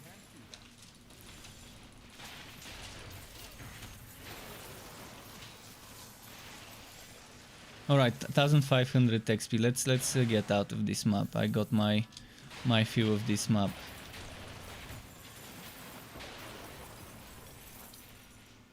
As soon as I'm level 60, I'm switching to Ridiculous, and you're not gonna see me walking past them with the same ease I do now, because they're gonna be doing a lot of damage to me.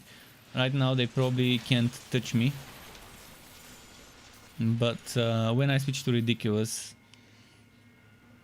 my damage will change, their damage will change. You can't use that skill.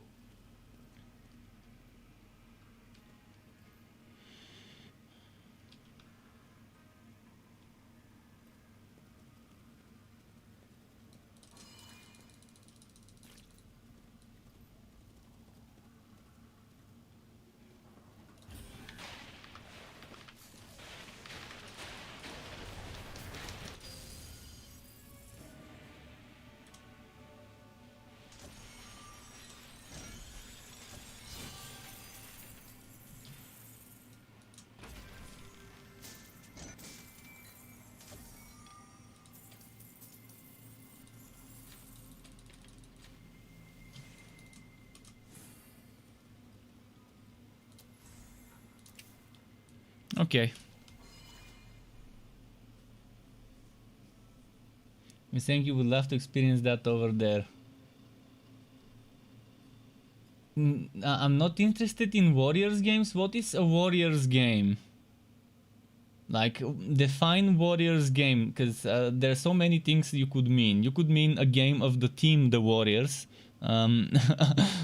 Or you could mean game with a bunch of warriors, and this one does have warriors. I mean, in a way, melee builds are warrior builds in a way, especially the hammer slammer kind of build. I'm not sure exactly what you mean by warriors games.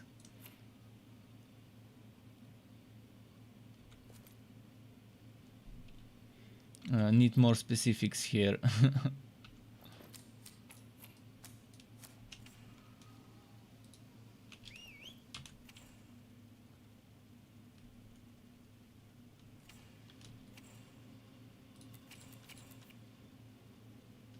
Your pet is back.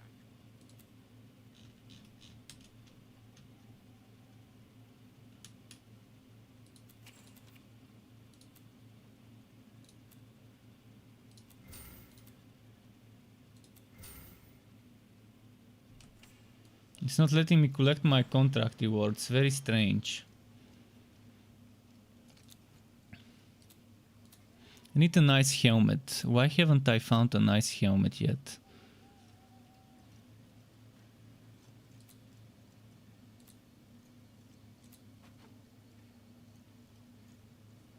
Hard to believe that I didn't put a single nice helmet. I mean, mantle. This one's not bad. Defense and crit chance. Better than the one I'm wearing. Anything else that's worth using? Defense and walk-away storm levels and crit chance. Oh, my cape. That's my cape. Now my walk-away storm. Right now, walk-away storm does 475 damage at level 10. We're gonna get it to level 13.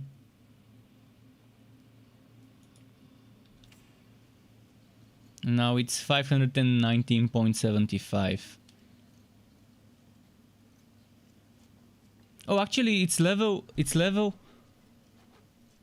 16 now. What else gives me walk-away storm? Oh, this gives me walk-away storm levels.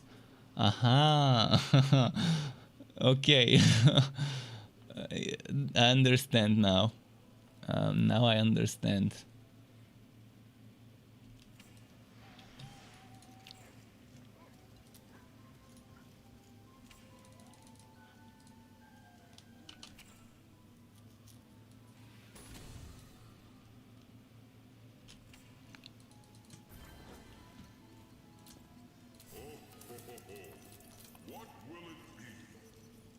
The infamous or the gear walkie? Let's do the gear walkie this time around. I haven't done Hive it much lately.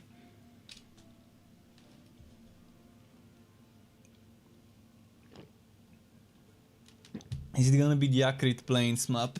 Oh, I gotta stretch.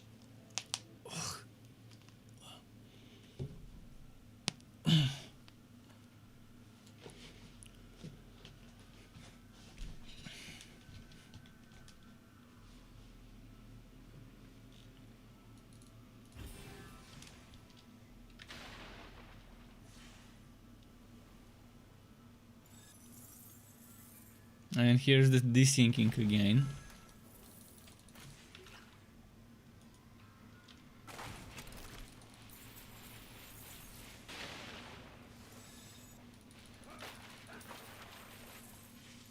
Let's see how long it will take for this map to vote the enemy models. Okay, it did it. Thankfully the smaller maps vote quicker.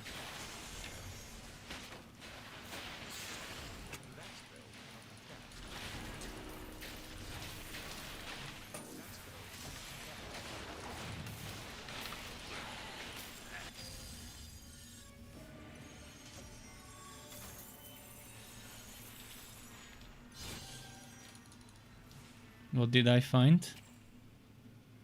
Skittering wings. First read to skill levels to fire. Okay. Not so bad. For a 59 item.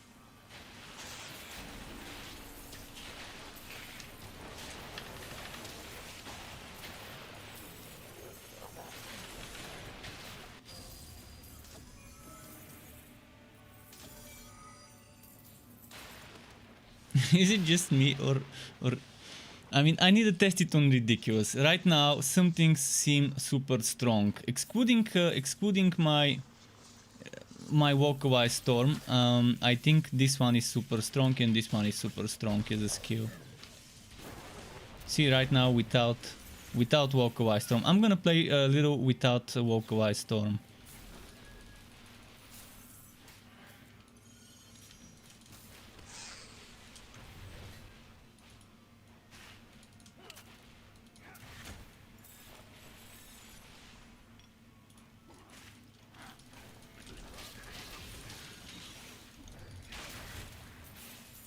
$300,000. That will be 100,000 on ridiculous. Not so bad, not great damage, but 100k with a weapon that does 6,000 flat damage only is it's okay. It's decent.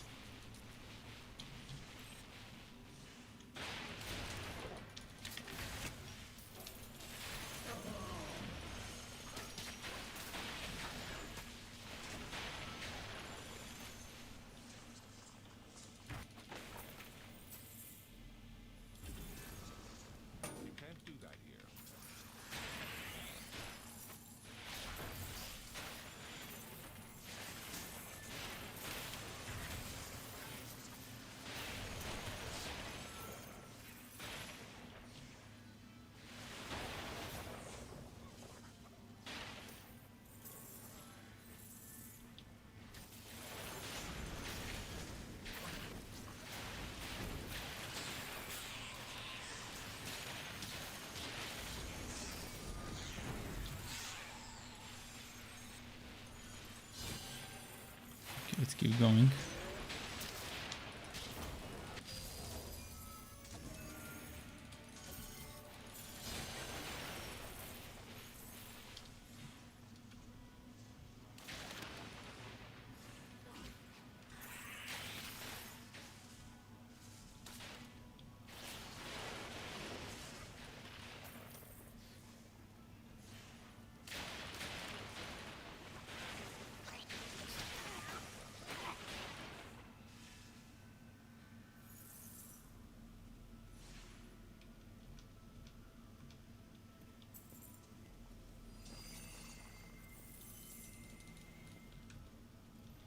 Which way do we go? Let's just go for the boss now. How's my XP? Slowed down. You see, as soon as I left the gauntlet map, the XP is much slower. But it's fine. We can deal with it.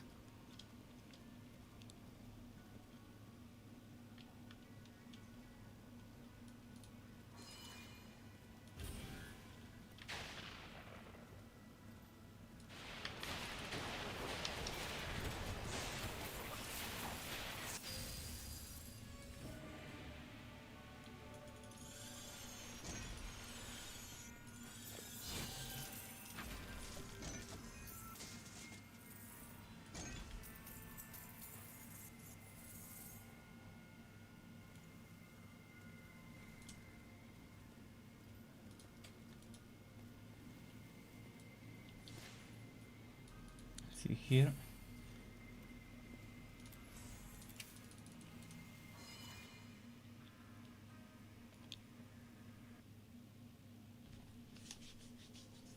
But this is shaping up to be an interesting build. Oh, I forgot about that one item I wanted to use.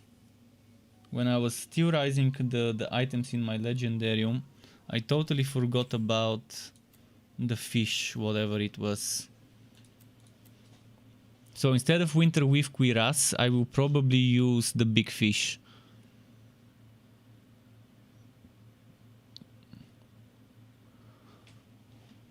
Yeah, the big fish instead of Winter with Cuirass in the last slot in the legendarium. So the Liu General, the big fish, and then either Woods Beast sandals if I'm not wearing them, or what's its name, the Ancient Ember if I'm wearing the Wood Beast.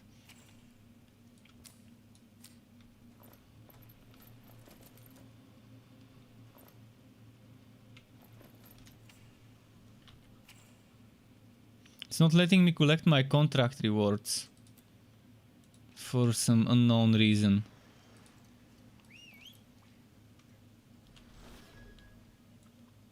Wait, what? 237,000. What if I...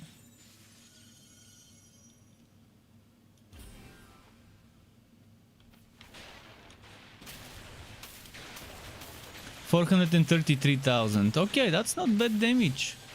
433,000 with my buffs. 485. Take 30% of this, and that's the damage we will see on Ridiculous against bosses. That only take 30% out of our total damage.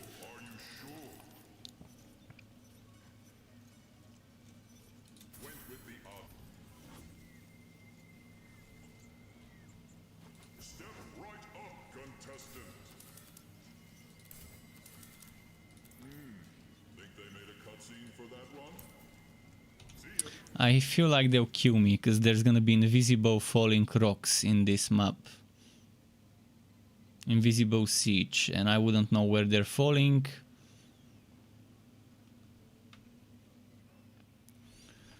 Unless it loads up and I can actually see everything. Maybe let's wait. Let's wait for it to load the enemies.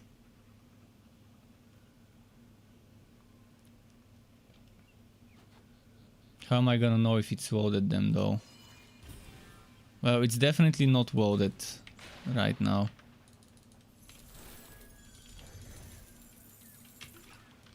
I'm taking damage from somewhere.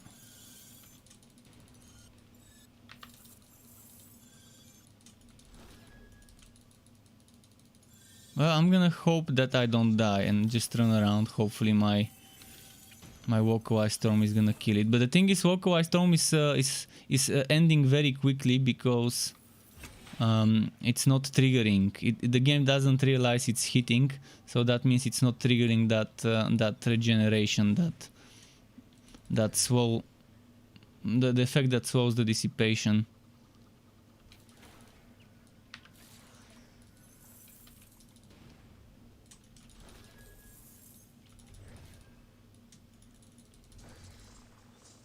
I might have already killed it.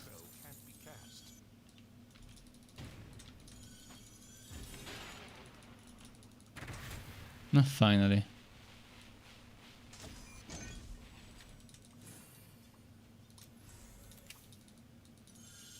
This is the new meta. The new extra difficulty. The new extra difficulty in the game is having to fight without seeing what's attacking you and where the AoEs are. And without being able to target, because if you don't see the target, you can't use skills that require a target, such as this one.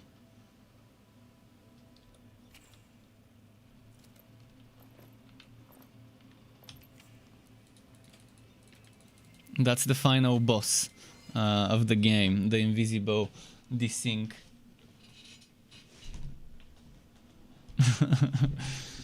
This is gonna be so ridiculous when I go to ridiculous and then the desync happens. And this is the only game where I have such shit issues. And again, I don't have problems with the ping. It's just that the server doesn't like me. The server doesn't seem to like me. Maybe my IP is too far from the server, and yeah, right now I have 50 milliseconds ping. 50 is pretty decent. From me being in Eastern Europe and the server being in West Europe.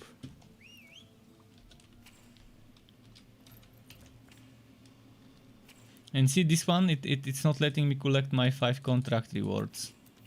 Your pet has arrived. Which again seems to be a server related or netcode related problem.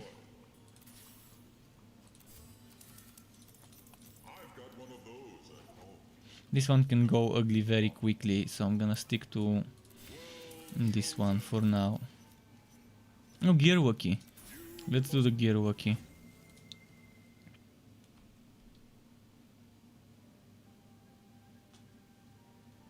What's the time? 11:45 p.m. Oh, and I need to hydrate. I've got some hydrates I need to redeem. There we go.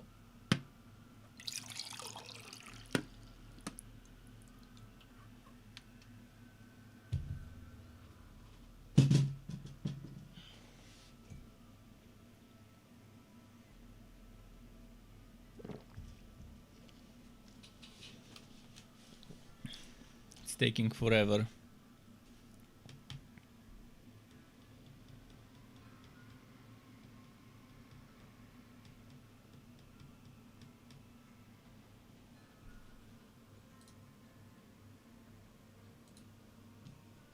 Come on.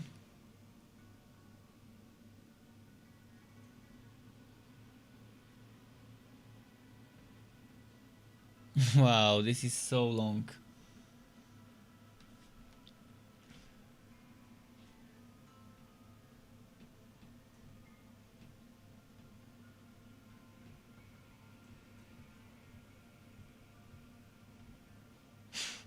Did I get disconnected or something?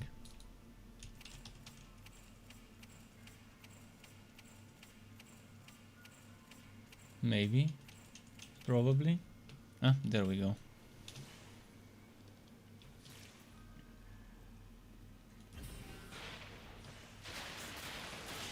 Oh, and now the enemies are wounded. Good.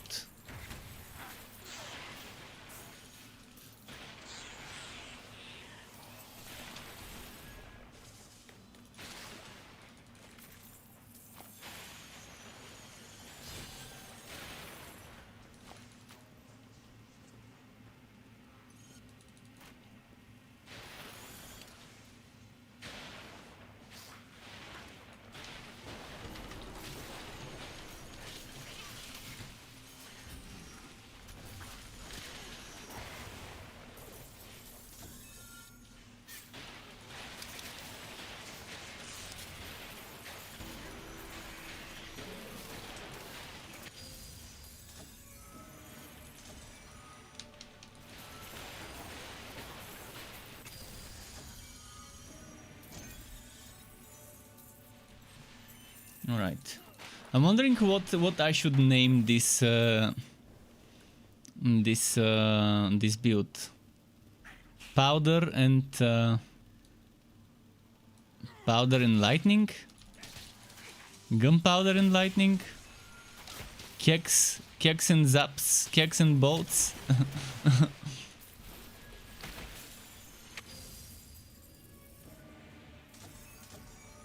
Thunder and explosions, thunder explosions, powder and bows. Bow sounds too confusing.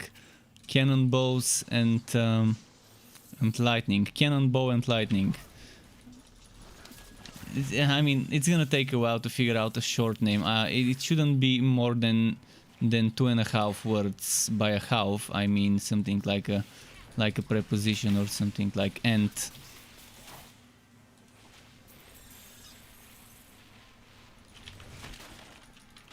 Kegmaster, the Kegmaster build.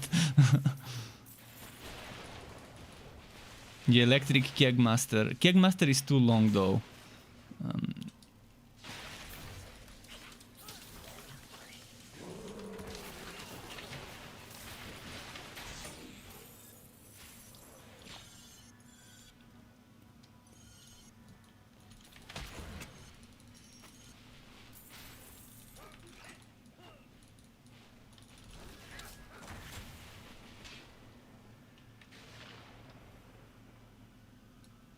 Gunpowder Storm, maybe. That sounds nice.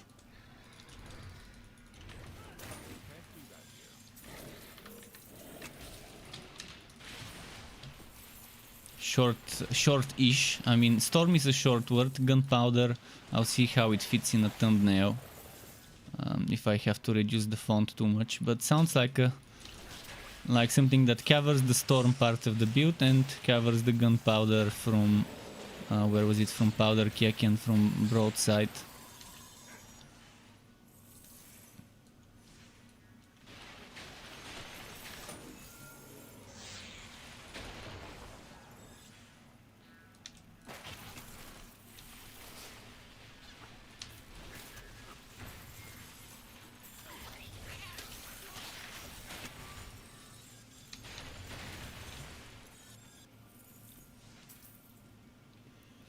Okay, one more 1,000 and we will be 59, and from there on it will be 5.5 or 6,000 more until we reach 60. After I reach 60 I will do a little bit of more farming, but tomorrow will be the proper farming. Tomorrow I will try to start streaming sooner, because I'm not planning on editing a video or two. At best I will upload for people who like watching this no commentary first 30 minutes. I recorded myself today playing the Code Hard Captain. How many minutes did it end up? Just a moment to check. It ended up being 37 minutes. I can write the first 35 minutes of the Cursed Captain, no commentary, and upload that one. For anyone who wants to see it without my muck in the corner and my voice.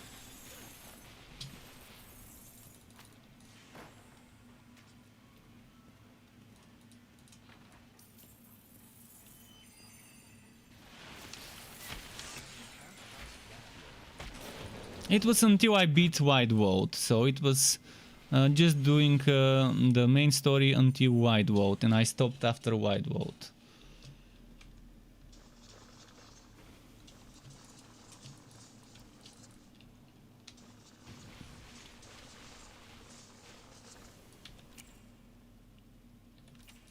Oh, I went the wrong way.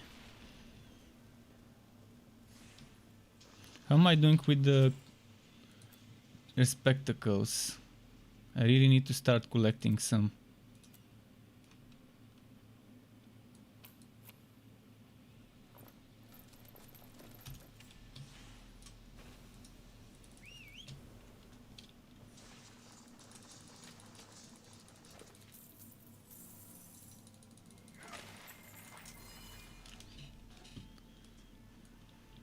You can't use that skill. You can't do that. You can't cast that here. Crank. Let's see what crank will drop.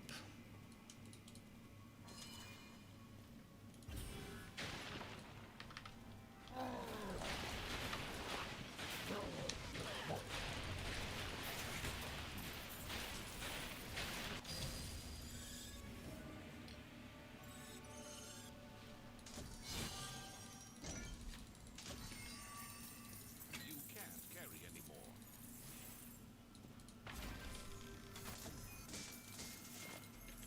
Commodore's Powdrons, but they're level 59, are they? Yeah. No, Panther Wounds, not Powdrons, Panther Wounds.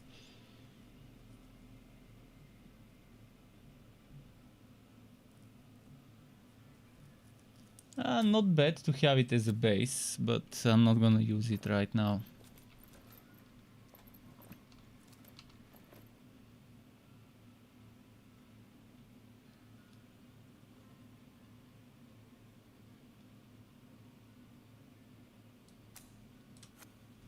That's duration for Walkaway Storm is a great affix, an amazing affix for Walkaway Storm builds or any other aura builds, because this is not always Walkaway Storm. If I switch my relic, this item would give me duration to the aura of the relic, like Bloodseekers, Quoke of Flames, I think was the name of the burning one, Miasma, and so on. This duration, you ideally would want that duration on a legendary item of the right type you want for your build.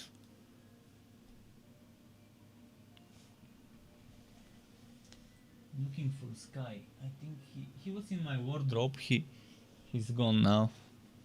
Might have gone to the other room.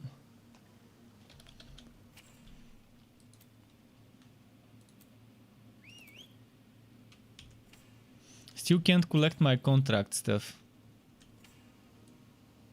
Do I need to rewalk or something? I also can't use my... Oh, I can use my Ford stuff now. Perfect.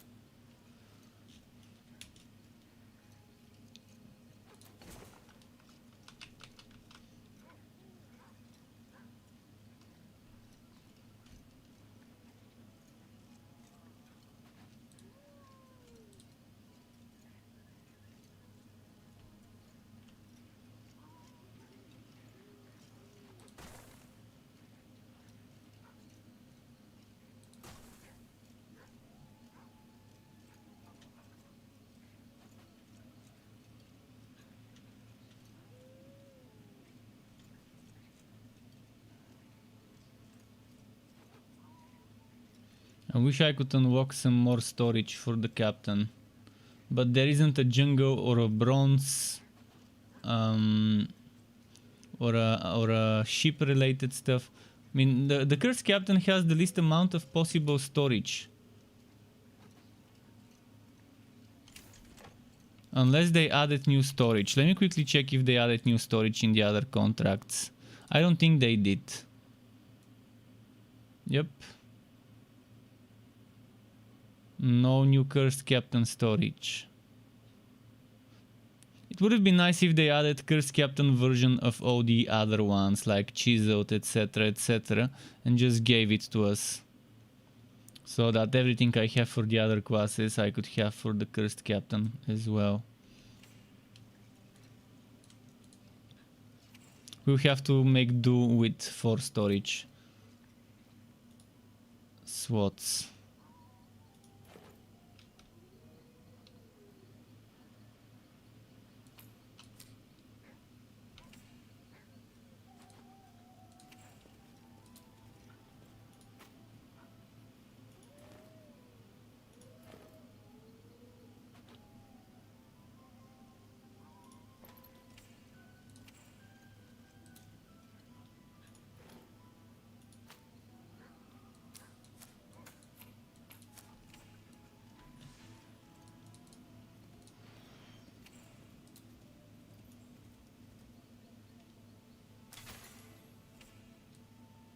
Okay, let's keep going. I'm gonna start with the blazing maps already. Oh, dividing. Oh, that's gonna be good XP. If it's not that Act 3 map, I hope it's not that Act 3 map that's right before the final boss. The one that's pretty much always empty in the Fazir.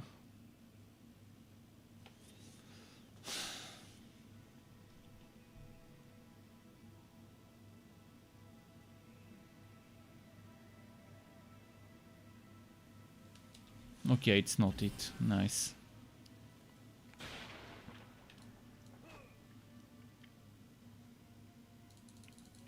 Invisible monsters again.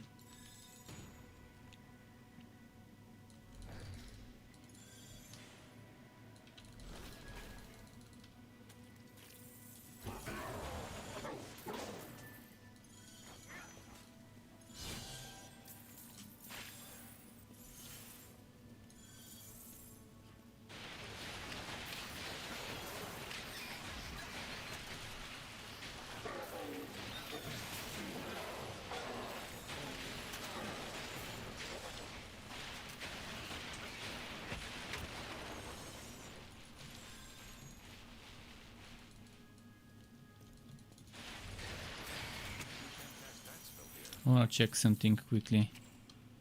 The description of this.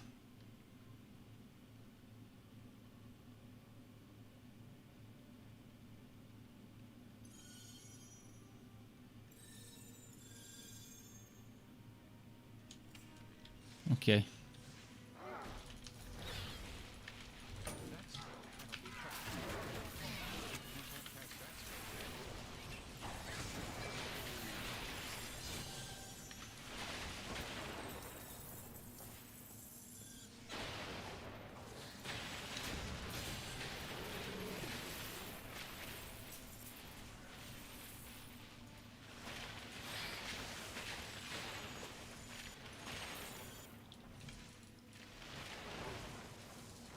I'm liking some of the damage though. Seems like they've improved some of the things. Or maybe when I was tested them, since my gear and builds were kind of shit, I couldn't see the proper damage he can do on the test server, but here I can definitely see some promising stuff. I can't wait to try some of the basic attack builds later on when I get basic attack items for the synergies.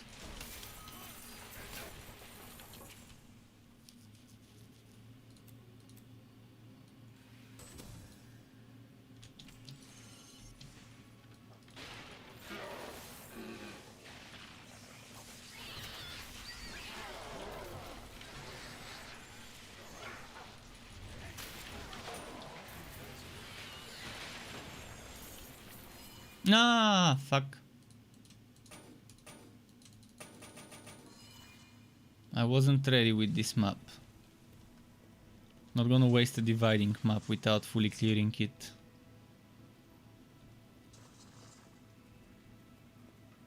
I don't know why they haven't added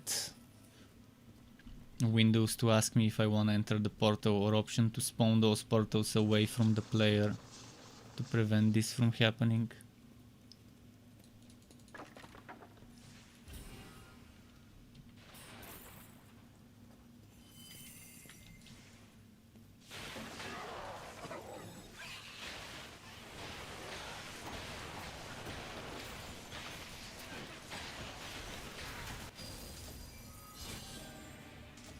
This one's dead.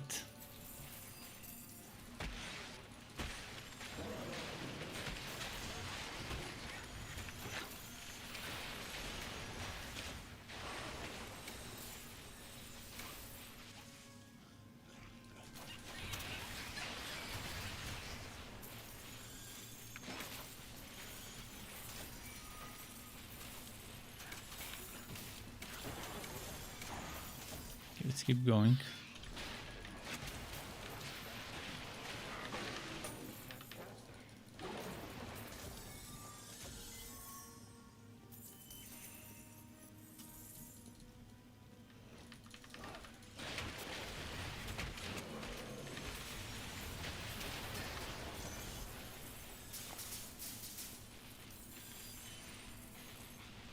Okay, this was nice.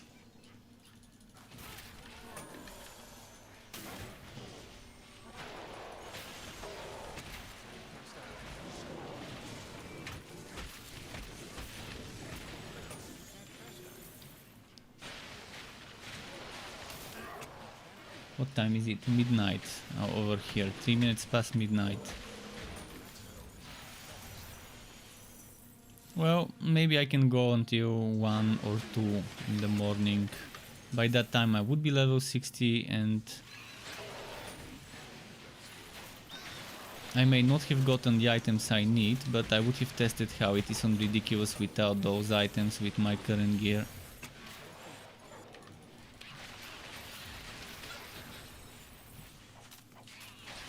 But at least I know what this build will be already when I get all the gear I want.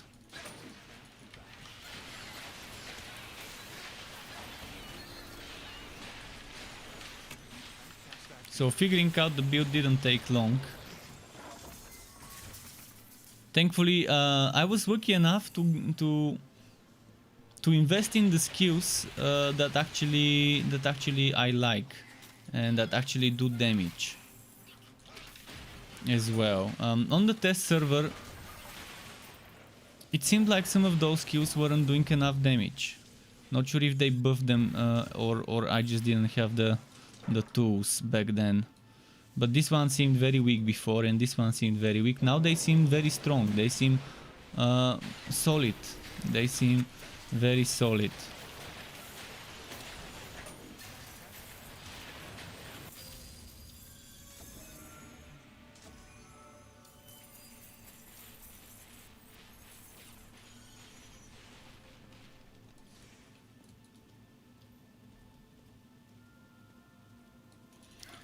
Need those gold coins for respectacles though.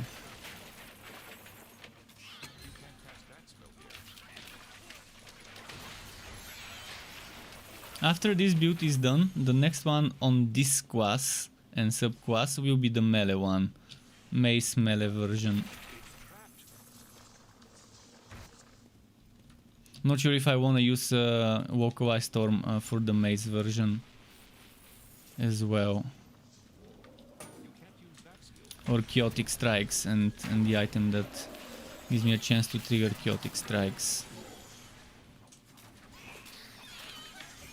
Localized Storm would be nice because there's gonna be extra 25% damage to stack with the other stuff. But then Chaotic Strikes is always a good option too.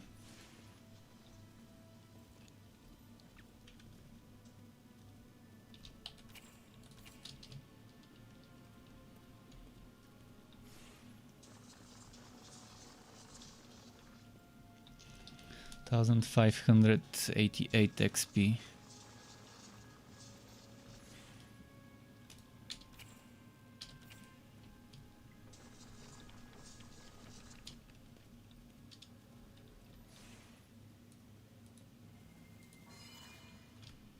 Right, who have we got? Zygsox.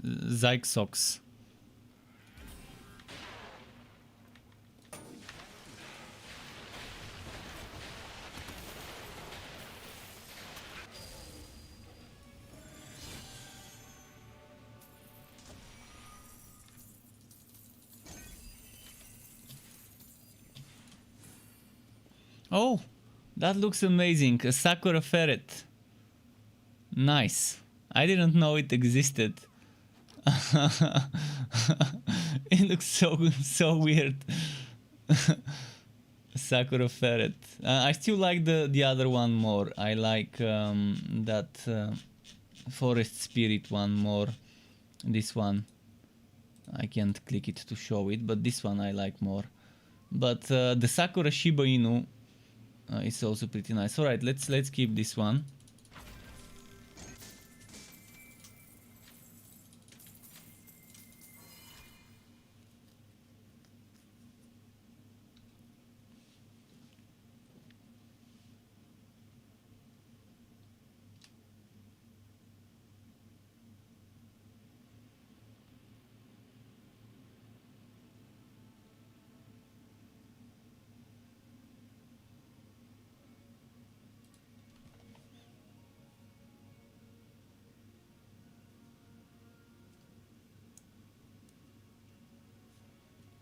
Vote.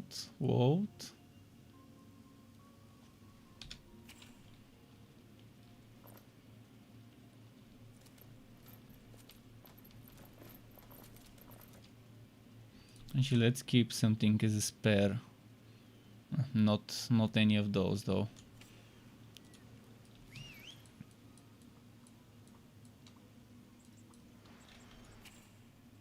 Still can't access the contracts. Rewards. What if I were to switch to adventurer and just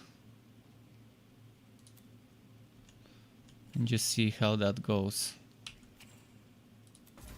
Ah, I can claim them here. Okay.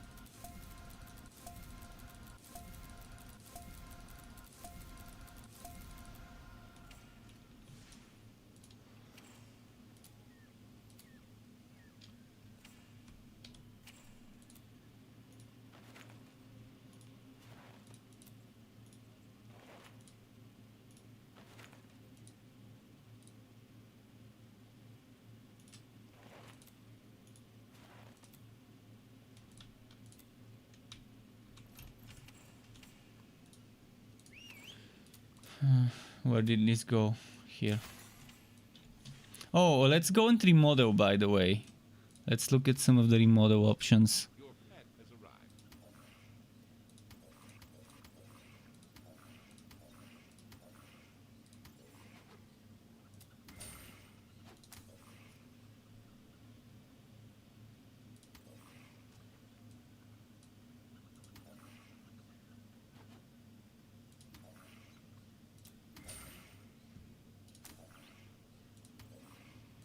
I wish I could rotate him.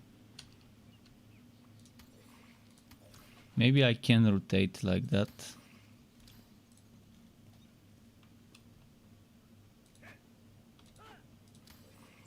No, it always rotates forward. Well, they didn't think it through with the capes.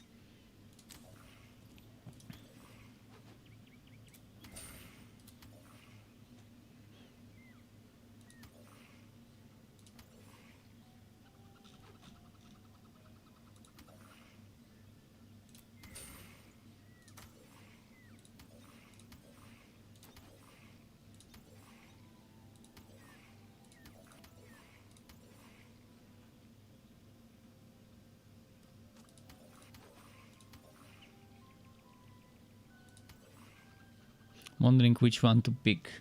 Deggy says, hello again, I'm gonna lurk in the stream while I watch your spring update videos. So enjoy them. I hope you find them helpful and welcome back.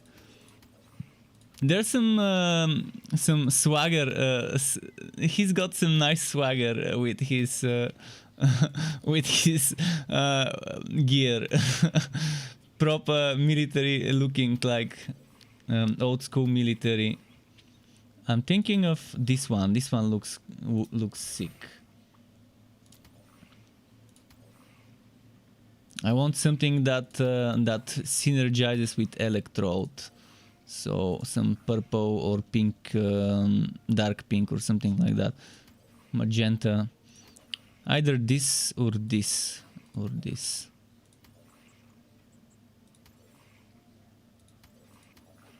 Let's do this one. And what was the name of that? That one was called Goblin Stalker. Oh, the Goblin Stalker. Maybe I can go for a full Goblin Stalker.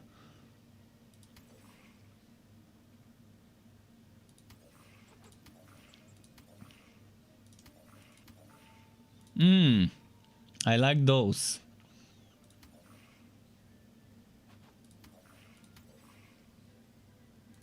I want things that I can die. Oh, this one.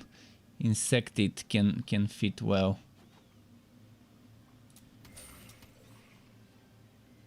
Let's take this, or maybe this one fits better. If only I could have dark metal, but with the with this purple or this purple or this purple. I can have this.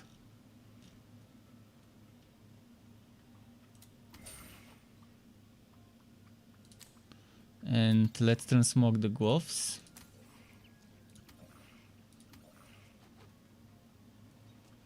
The Gobstoker with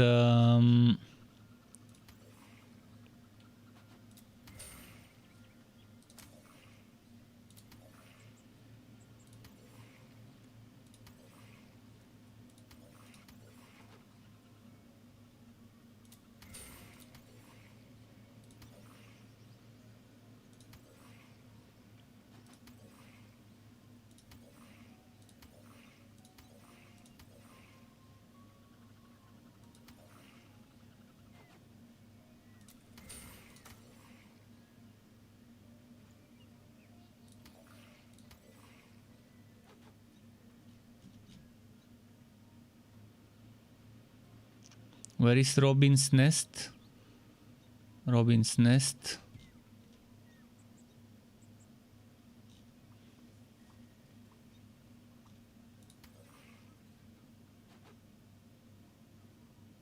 I guess there isn't Robin's nest for this one.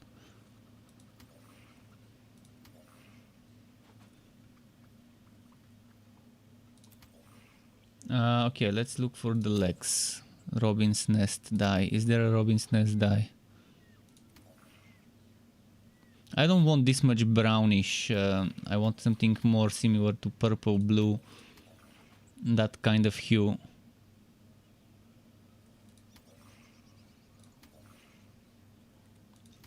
Or something that fits with the dark metal. Okay, let's take this. This one's called pastel. Pastel, alright, that could work.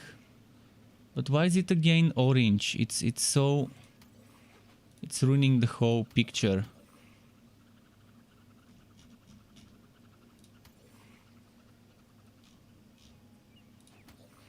I like having the dark metal, silver metal, whatever, dark silver.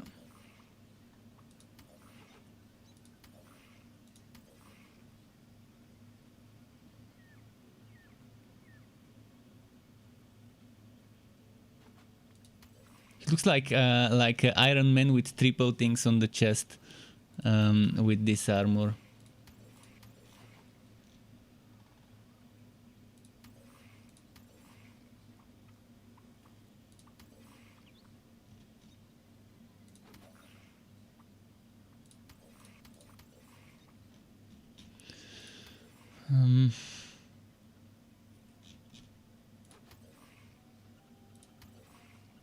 I can't get them to match, but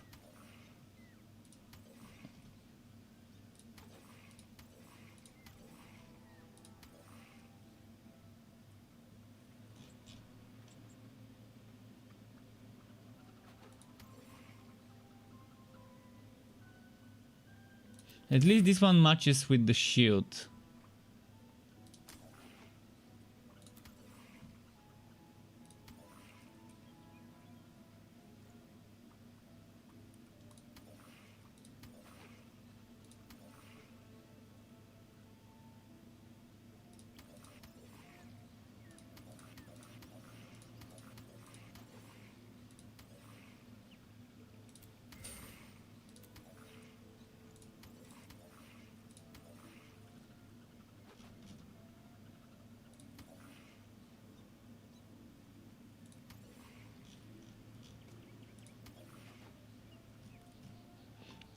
Yeah, it's kind of hard to get proper matchings set up because they're just different materials and they have different shine to them. Maybe I'm gonna just use this one and just leave it. I'm gonna worry about this more later. Let's keep going. And Doug is loving the swagger. Yeah. There's a lot of swagger with these guys' looks. He's probably, for me at least, he's the coolest looking. Maybe because I've seen the other ones so much, and this one's something new, and that's why he seems like the coolest to me. But visually, I like the types of facial versions we've got. The different faces. I like the hair floating upwards. And I like the type of old school military look on it. Baroque or whatever it's, I don't know exactly what the name of this style is.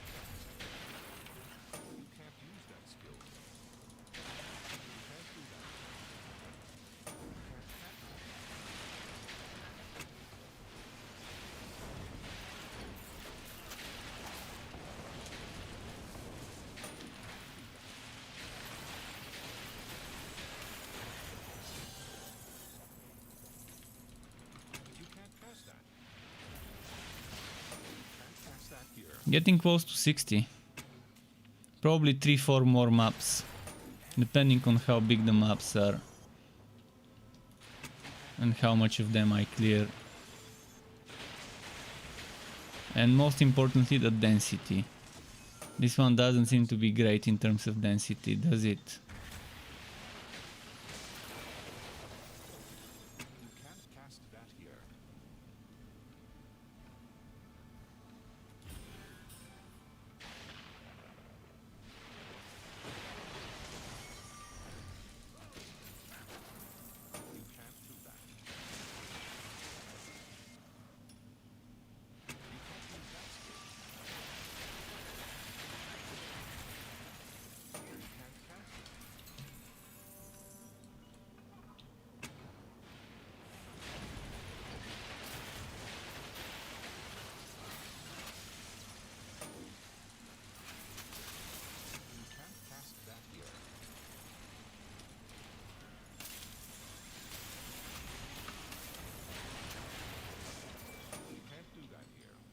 Let's try and get that unique monster. It should be this way.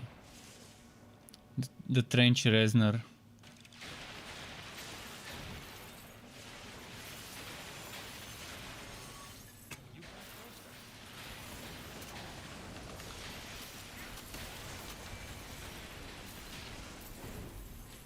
That spell can't be cast. Cast that here.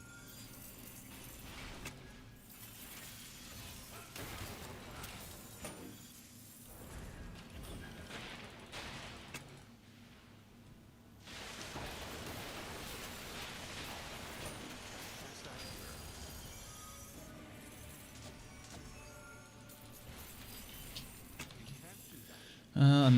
Another named monster.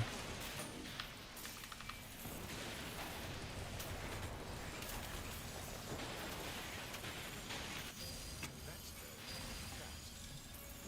You can't cast that spell here. You can't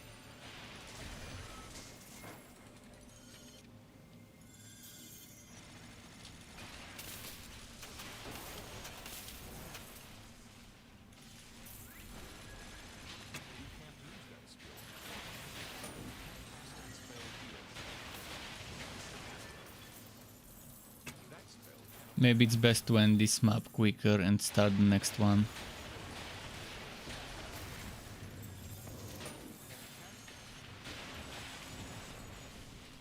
You can't do that.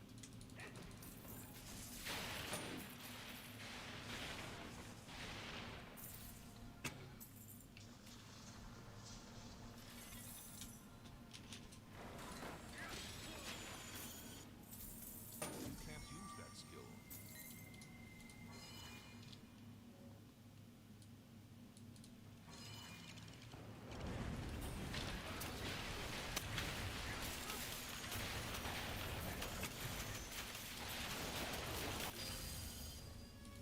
Quick.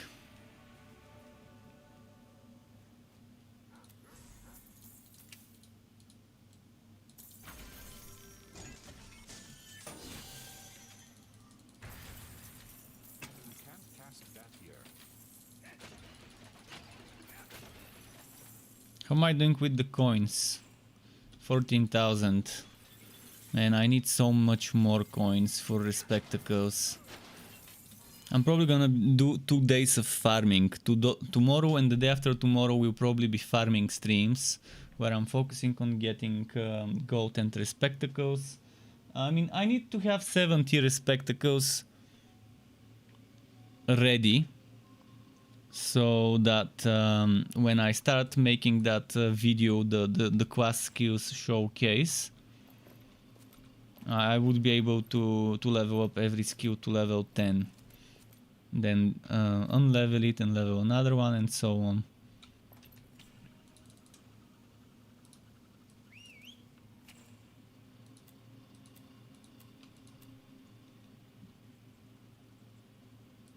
Or I can do it offline with my save, with the save that hasn't spent its points, and just replace the save all the time.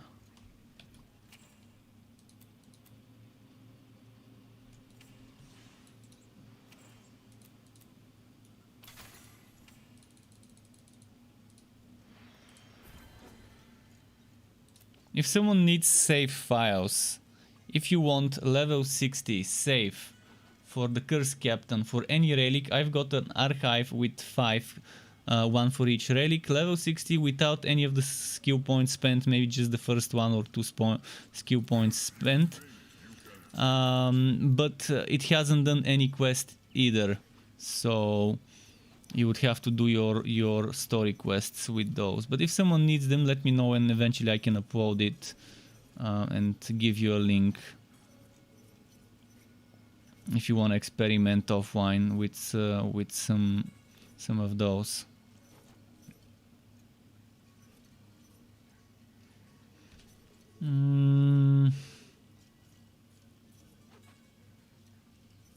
Let's do this.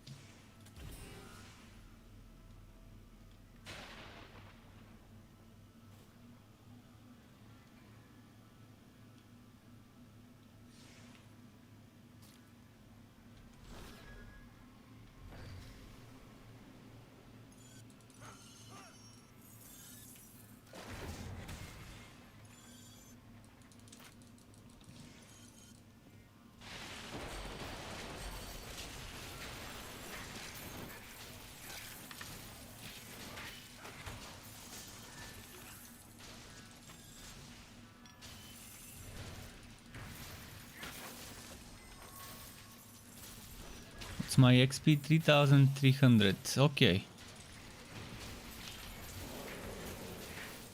40% XP more left.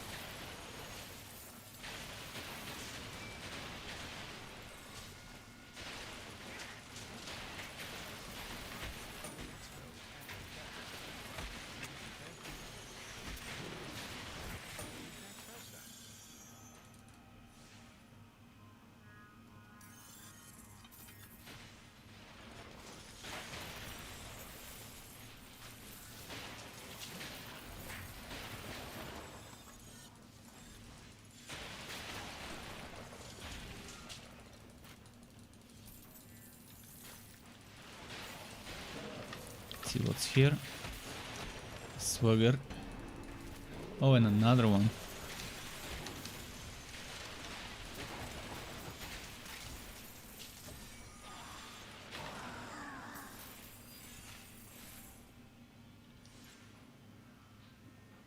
Oh, this one on Bane would be so fun to test as a proper geared up summoner build with miasma.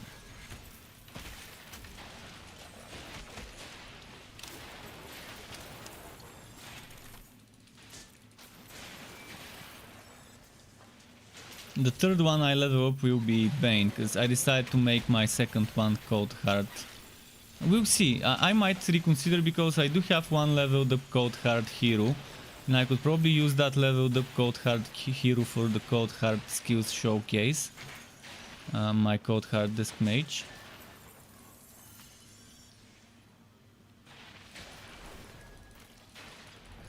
I'll see how many Respectacles that Disc Mage has, and then decide. If it has less than 20, I might as well just go ahead and level up a new, because I really want Bane to be my next one I level up for this class as a sub class.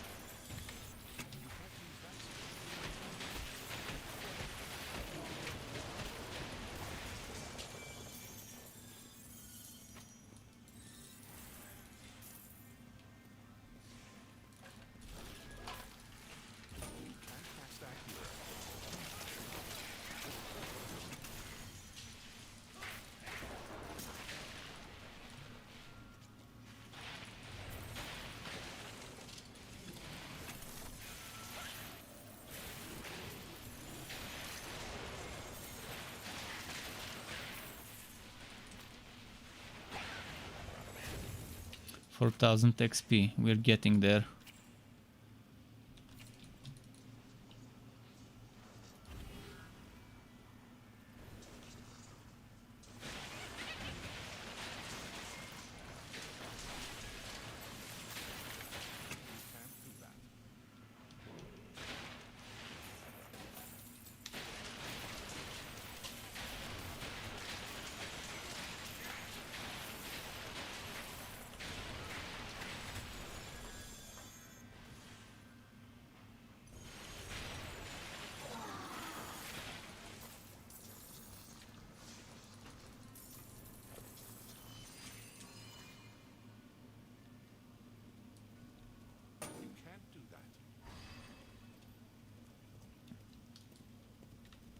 That spell can't be cast. You can't cast that spell here.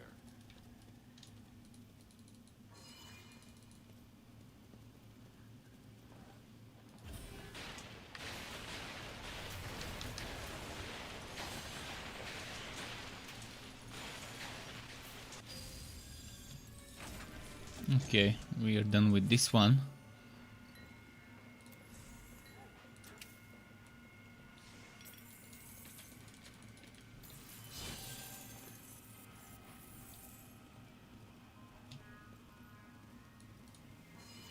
So one more map and I should be level 60, and then we can try Ridiculous, see if I can do sufficient damage. From the looks of it, I would be able to. Dougie says he just watched the update videos. Lots of updates for Cold Heart. Yep, lots of changes to Cold Heart. It was kind of the way it was done, I was recording and I was reading in order of appearance on the website, and then they did it cold hard, a bunch of cold hard stuff. Then let's mention a little bit of blood drinker. Oh, back to cold hard, and then I had to cut my voice over and put the additional cold hard before the blood drinker. Try and find. Took me a while to rearrange some of the stuff. Because normally they separate them themselves. This time probably it wasn't Bean who was doing this. And it wasn't as organized as usual. Double cross and chaotic strikes. Shit, this is nice. For a melee build with double cross and chaotic strikes.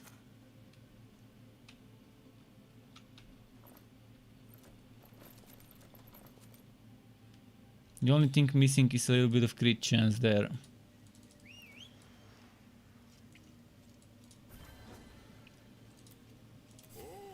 Okay, this doesn't count as a map because it's a boss, so the next one would be the map.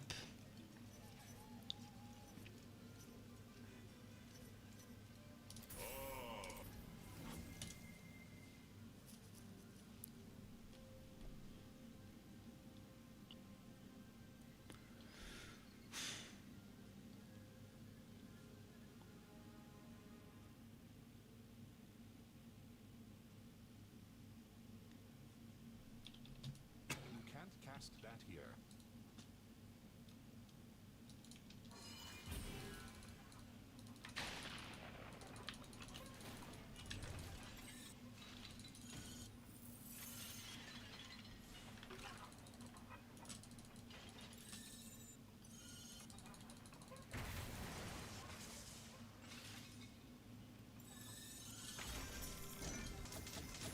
He says, I have a level 60 Bane trained Realm Master, level 40 plus Fazir, but I can't find any ancient Ember gear. Why is it so? It is hard, yeah, indeed. It is annoyingly hard to get certain things. Albino Ferret, nice.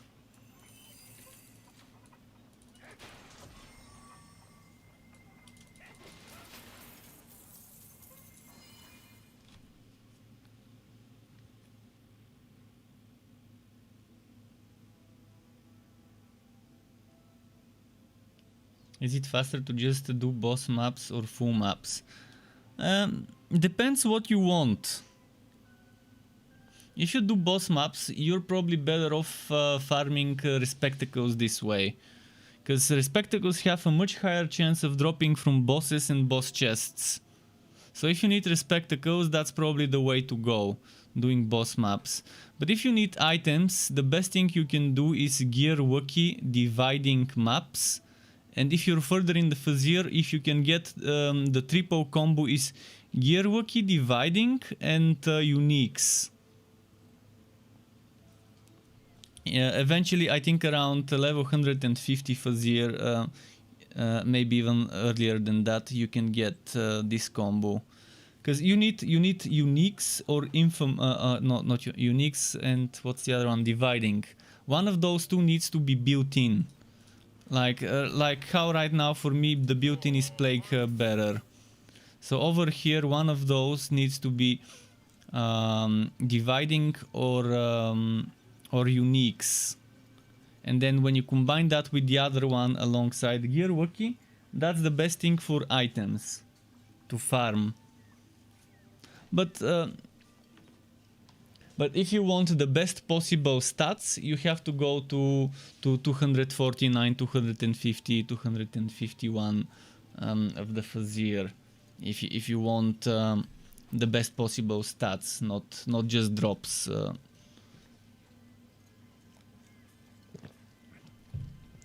For me, the Fazir is boring, and I don't go higher than stage 30, 40. I've done the highest stage. People have taken me to the highest stage so I can test it.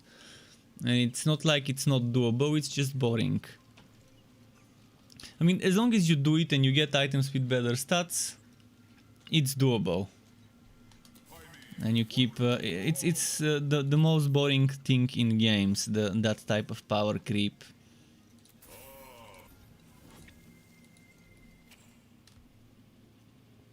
I had great ideas of how power creep can be done, and I gave them those ideas long ago, before the Fazir dungeon was even released to the general public, when it only existed as a concept, and they asked us for feedback. They told us, hey, we want this to look like that, do you have some feedback? And my feedback back then was, please don't add power creep connected to items like walls and something like that. If you add it, make sure it stays limited within the Fazir dungeon. So that was over a year ago, roughly around June, July last year. The Fazir dungeon came in August, if I'm not mistaken. August last year was when the Fazir dungeon came, but they showed us work in progress concept kind of much sooner than that, and asked us for feedback. And I gave them some rough ideas of my proper ideas I made later, of how it could be done. I hope their new game just doesn't go into the same traps, and they've learned from what went wrong with Torchlight 3, and they don't repeat it with their next game. Power creep like this is only good if you only want to have that one type of end game.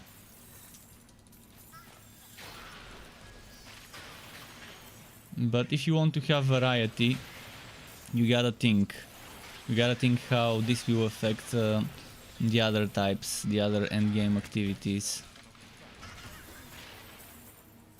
So since Torchlight 3 will not get any other end game, for now this power creep is okay, but it's pretty boring. I would have loved a system like the Legendarium. Like I'm gonna give you a link. You can read some of the early ideas I had. I think I have the link open in my browser. I hope it still exists as a ticket.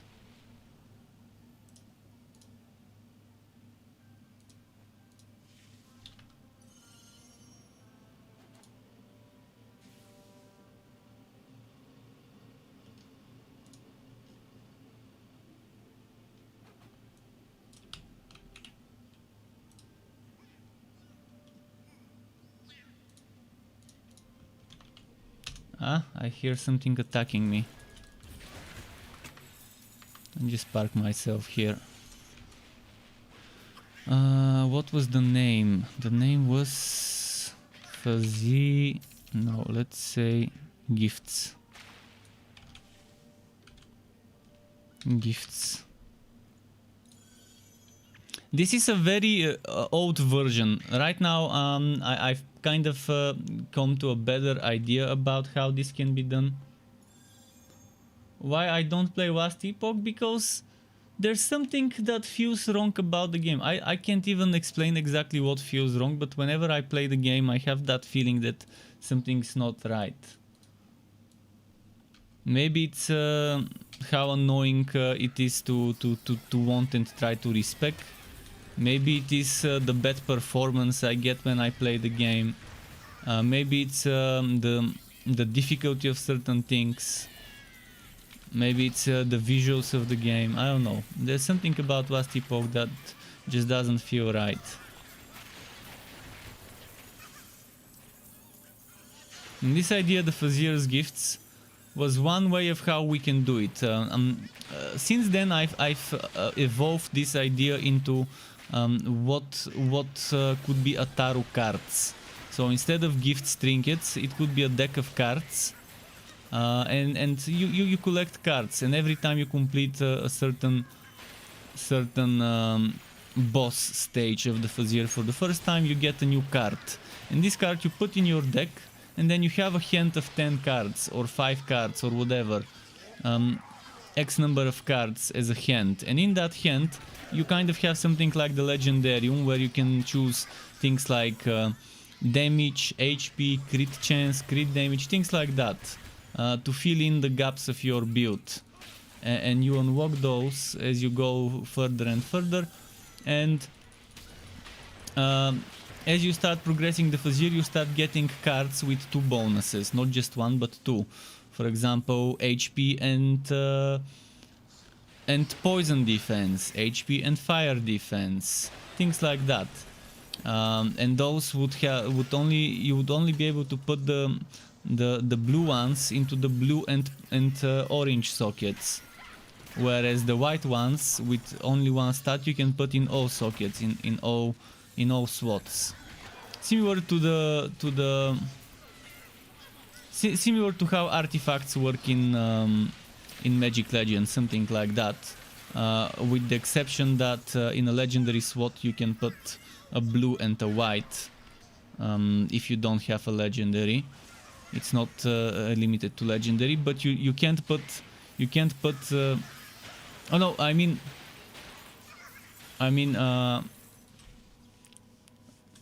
the other way around.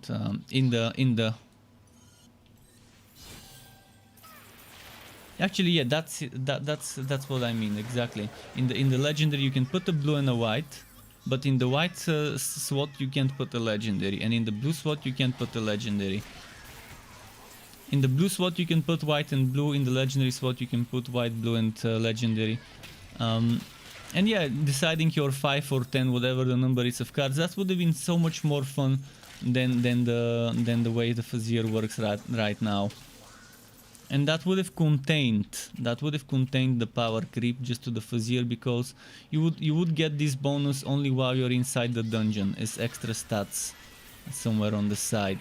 You would be able to switch it and change it based on what type of map you're encountering. So you can switch your resistances based on the map you're encountering, and based on the build you're using you can switch certain things. Okay, level 60, high class Cursed Captain. We got that achievement.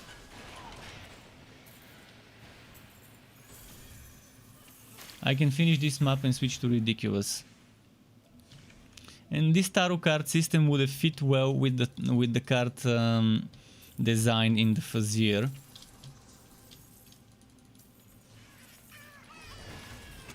But we will never see such a thing, because there's no more development as far as we know. But I would love to see a game that has such a system for one of their end games. If it has a Fazir style end game, such a system would fit nicely instead of the challenge bonus on items. Okay, let's finish the map. Where is the portal? Behind me.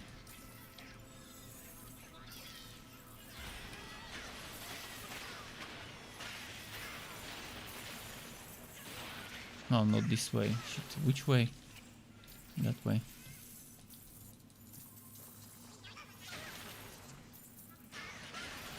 But yeah, that idea is very old. Right now I've evolved it to the tarot instead of the gifts and the trinkets.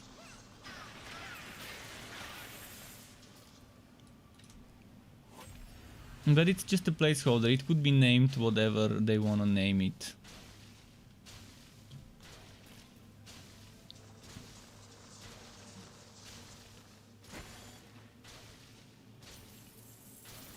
I can't wait to find out what their next game will be. What they're working on right now. And are they the only studio working on the game that will be the next project, or are other studios from the ones that Zynga acquired also gonna be working alongside them? Not sure how it will be. Whether each team would handle their own game, or whether they're taking a bunch of teams and studios and getting them all to work on a massive big project. We'll see.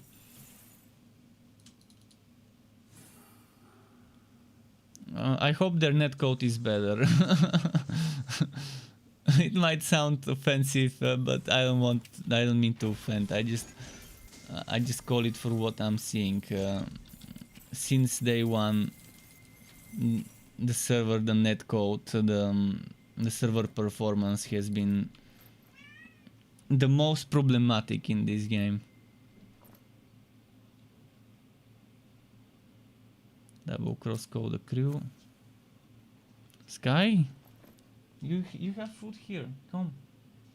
He's rubbing. He came out of my wardrobe and now he's rubbing his cheeks on my feet and asking for food.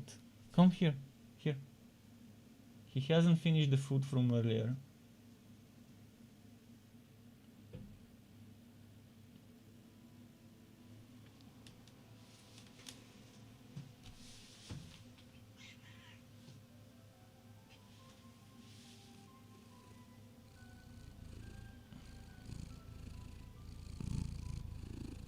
That's him purring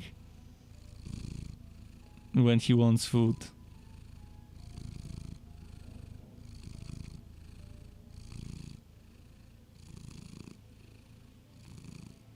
Some ASMR for you.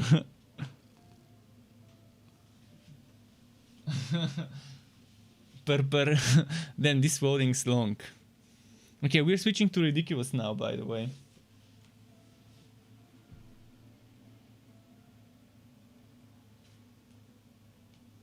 I mean, I could give him a little bit of food while we're waiting for this to switch. To vote.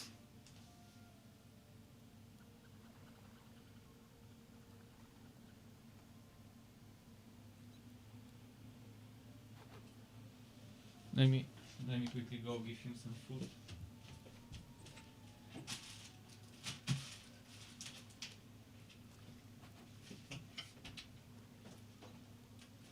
So now it's gonna be the real test of my junk shitty gear to see if it can do something on ridiculous. I should be able to see some okay damage. At least for the first few stages of first 30-40 stages of the Fazir should be fine.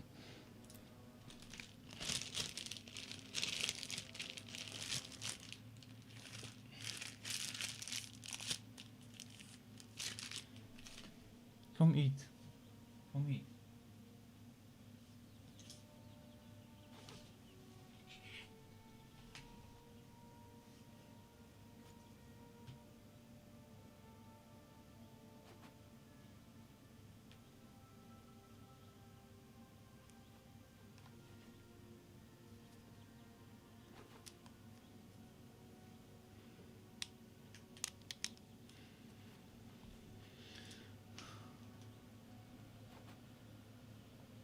You're not seeing him eat. He's over here eating.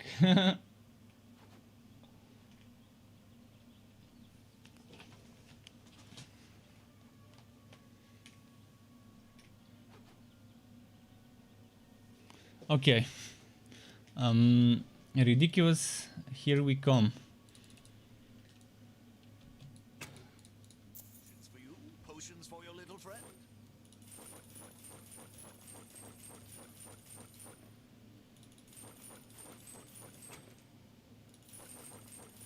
I wish I could sell the whole stack.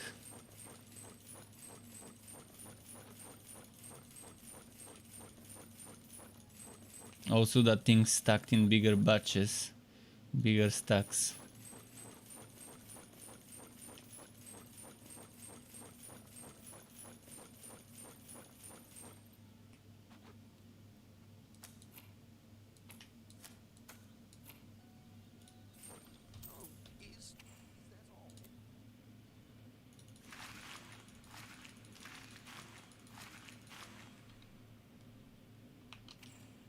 So I've got 43 respectacles. I'm still far away from my goal of 70.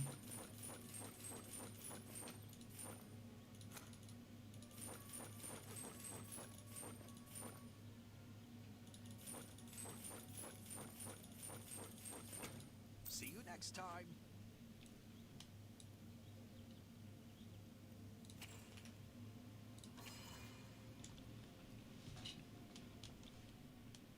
I need so many because if you've seen my channel, you would know I have something called Quest Skill Showcases. And the way I record those is I put 10 points into one skill, I use it for a few seconds, and then I remove the points if I don't need the skill, and then I do it for the next skill.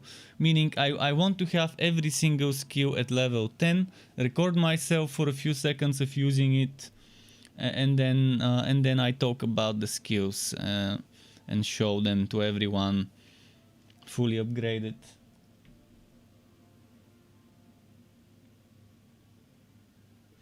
So right now you can see I've got how many skills at max level. This I've got one skill, 3 skills at level 10. So I can record those already. I can probably put 4 points here and here, and that's gonna be 5 skills, and 4 points here would be 6 skills. But then this one would require 9 points, this one would require 10 points and 10 points, so that's, let's say, 20, 30 roughly, let's say with that, 30, 40, 50, 60, 70, 80. I need a lot. So I just need to forget to, I need to remember not to forget recording this and this and this and this, actually excluding this, the ones that are 10, recording those before I unspec from them. That's why I will be unspecking from the relic side of things to avoid this stuff. So roughly, let's say 80-90 respectacles is what I need, more than I thought, because I've invested more into this, I guess. Well, that's a lot of respecking, a lot of stuff. Let me check my damage now. 42,000. Okay.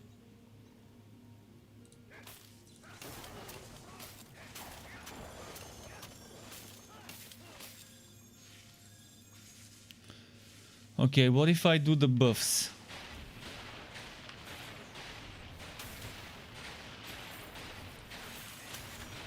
$272,000. Alright, that's not bad. 272,000 is okay numbers, considering my weapon only has 5,889. And my crit damage is 150% only.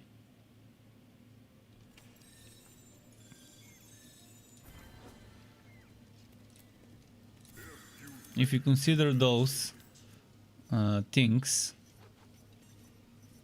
Shifting Shackles, another super annoying affix. Angered Ancestors and Shifting Shackles, those should have been reworked before they abandoned ship. They could have done some good things for us by reworking those affixes. Do you think that Electrode is the best on Cursed Captain? I would say there's 3 good choices. If you want damage, 3 good choices. If you want Summoner, obviously Bane, if you want damage from summons. The other 2 choices would be Electrode and Flaming Destroyer. Either of those would be good. Either of those would be a good choice. You're not gonna get much damage with Blood Drinker or with Cold Heart. Cold Heart, even with the buffs it received, it's just not centered around damage. Most of its skills are more about crowd control and defense rather than damage. You can still get okay damage from Cold Heart. It's not like it's not gonna do damage, it will. It's just not gonna be as good as Electrode and Flaming Destroyer, but it's not meant to be as good as Electrode and Flaming Destroyer in terms of damage.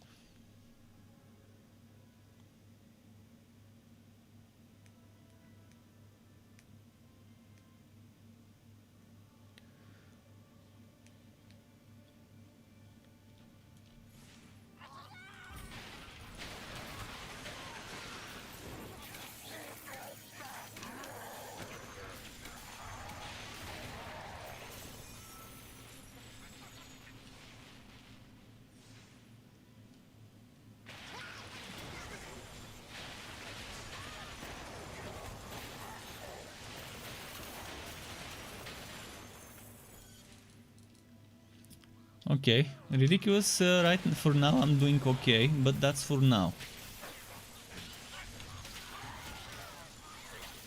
Keep in mind I'm fighting enemies with double HP, so if they're not getting one shot, that's the reason they have double the HP right now. The trash mobs, the little goblins that normally should get one shot.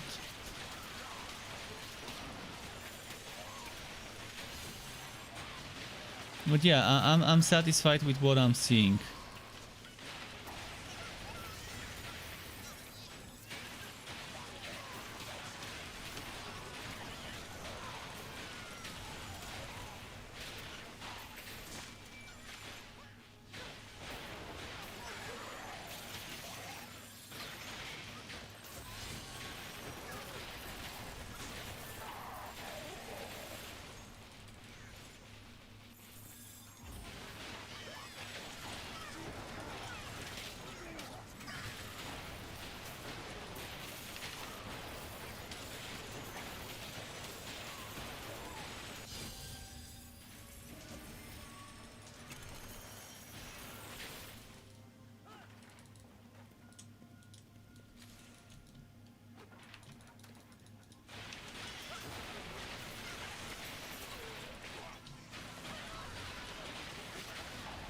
I can't say whether this would be better and stronger than a forged when fully geared and then a disc mage or a definitely not ZAPtain speed of clearing for sure.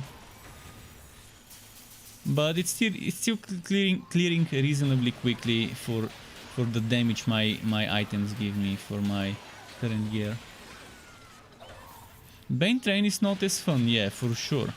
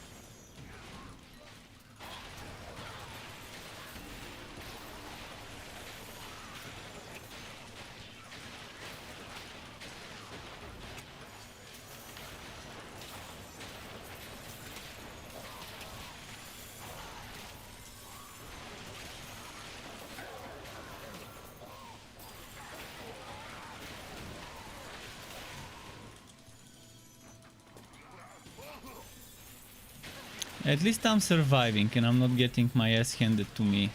Although I do have some strong items for defense at least.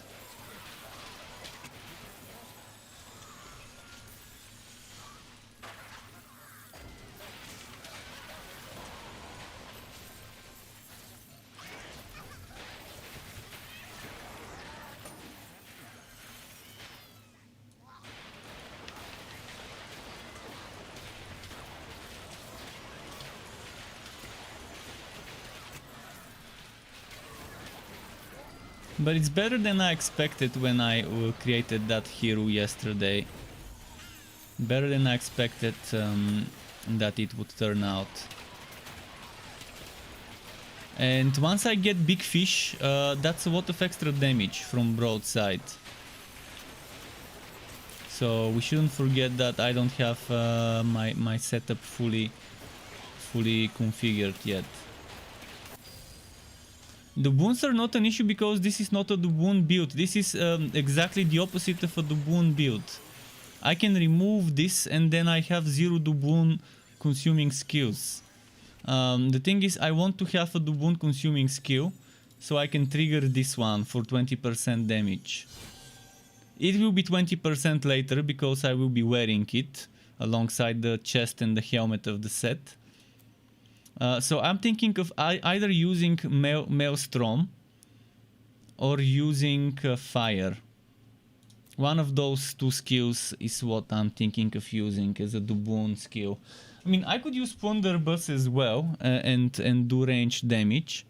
I'm gonna leave it up to the players to decide which one they wanna use. Blunderbuss would be nice because you would get that extra crit chance. But crit chance you can, it's not gonna go over the 40% cap anyways. But yeah, I would suggest Maelstrom, Blunderbuss, or Fire. Those 3 skills. Pick one and use that one as your Duboon skill. Eventually, when I get extra stats, extra skill points, I will save up some points from the set, which means I can remove 2 points from here because I'm only using it as a passive. I could probably remove 2 points from here when I get two skill points from the set. That's 4 points. And if I remove 2 points from here, that's 6 points. 6 points. That means you would have 8 points. Which means you can get level 10 with the +2. Oh, I can remove 2 points from this and this, but I wouldn't because they're my damage ones. I would keep them at 10 +2.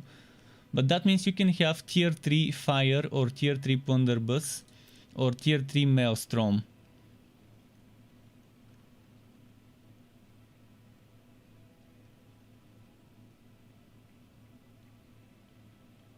So that would be the extra flavor of the build that people would choose themselves.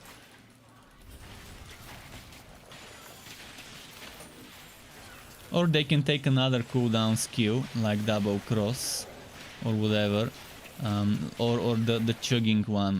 They could end up not using it and just using healing from, I forgot its name. Take a swig. That's another option if they think they don't need extra DPS and just would rather have survivability.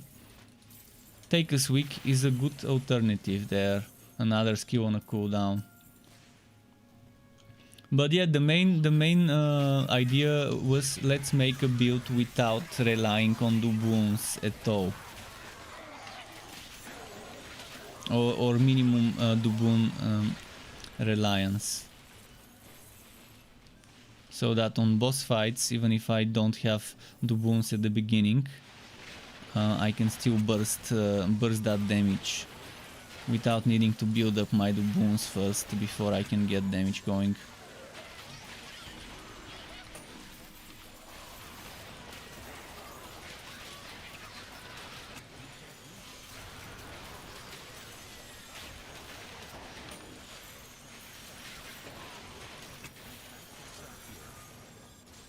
I also wanted a lot of AoEs, so I've got them. This is AoE, this is AoE, this also kind of AoE stuns. This is definitely AoE.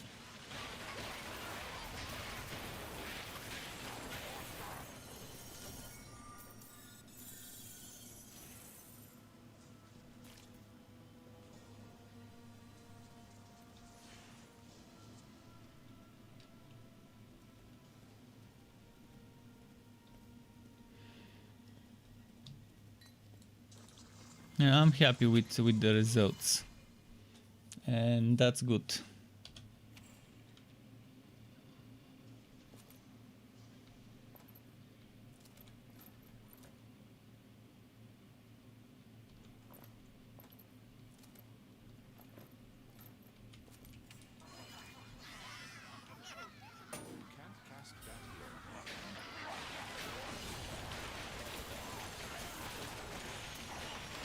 Oh, I forgot to use the vulnerability first. Wasted the Kex without using Black Spot.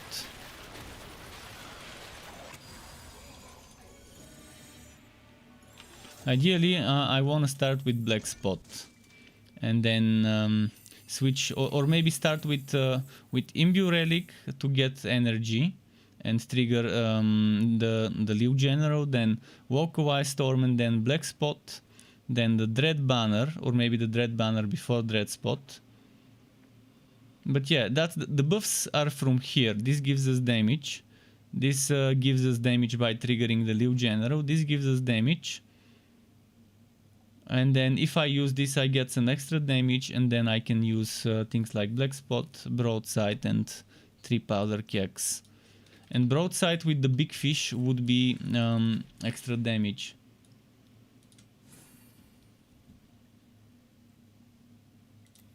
Imbureric is amazing.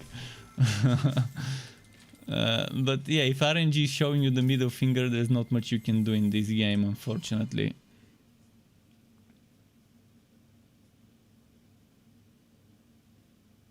And Miras asked if I tried pet build. Yeah, pet build works okay. I tried it on the test server. I didn't have items, and I couldn't min-max my skills because I didn't have Respectacles, and I didn't feel like grinding gold for Respectacles on the test server.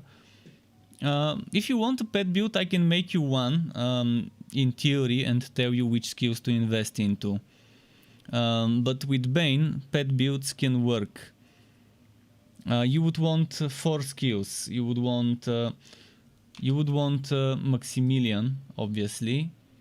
You would want Code the Crew.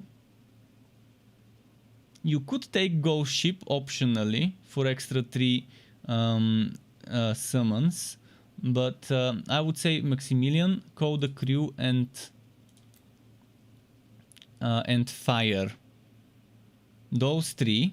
Then you take Miasma. And you take maybe Energizer as well on the Bane side of things.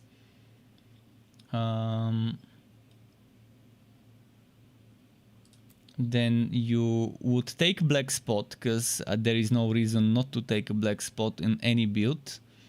It's amazing on bosses and champions that need to be bursted down. In fact, you might want to even max it out for extra crewmates.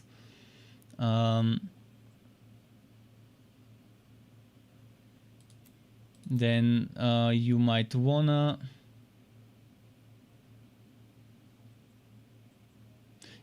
increase, you might wanna take Broadside tier 2. Even if you don't use Broadside, you might wanna get it as a passive.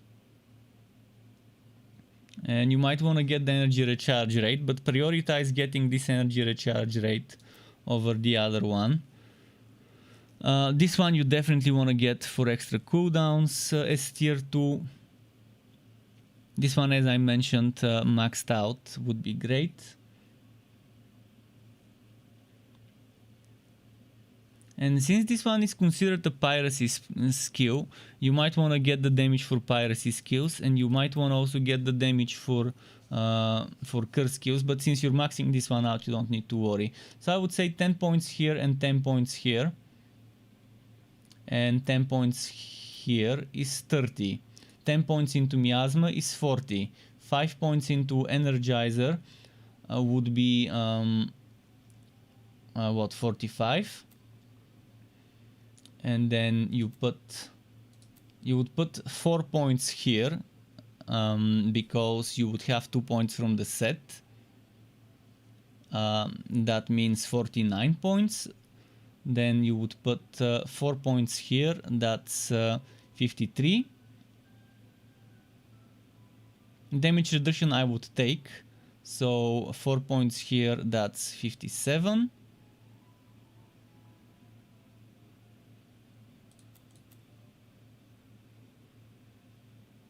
And the rest is, I guess, quality of life. The rest you can probably put into Ghost Ship.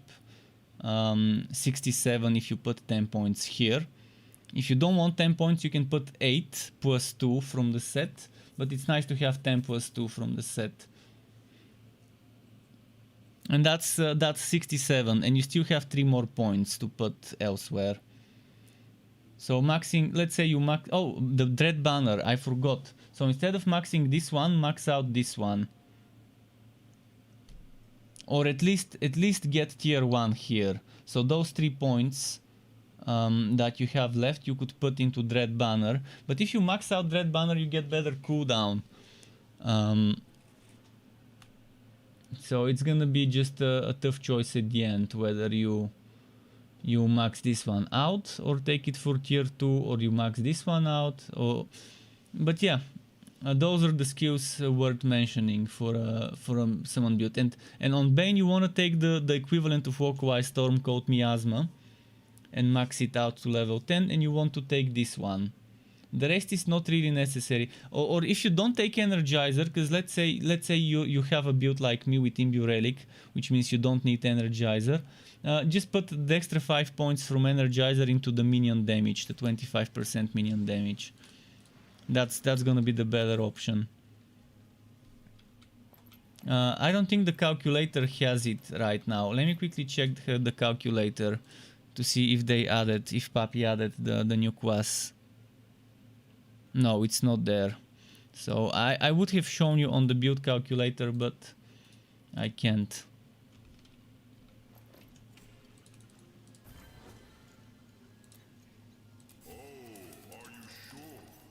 And you want to stack damage to Maximilian, most likely. You have to figure out which of your summons, which of your pets will do the most damage. I would say either focus on damage to Maximilian, damage to fire, or damage to Call the Crew. The problem is having all three pets at the same time. You would really need things to help you with the doubloons. So you might have to get rid of one of them. Getting rid of fire or getting rid of Call the Crew. But if the doubloons are not a problem, if you end up gearing up with enough doubloon generation and you find yourself not having problem with that, then keep them all. That's the one big issue people might encounter with minion builds. This costs doubloons, and this costs doubloons.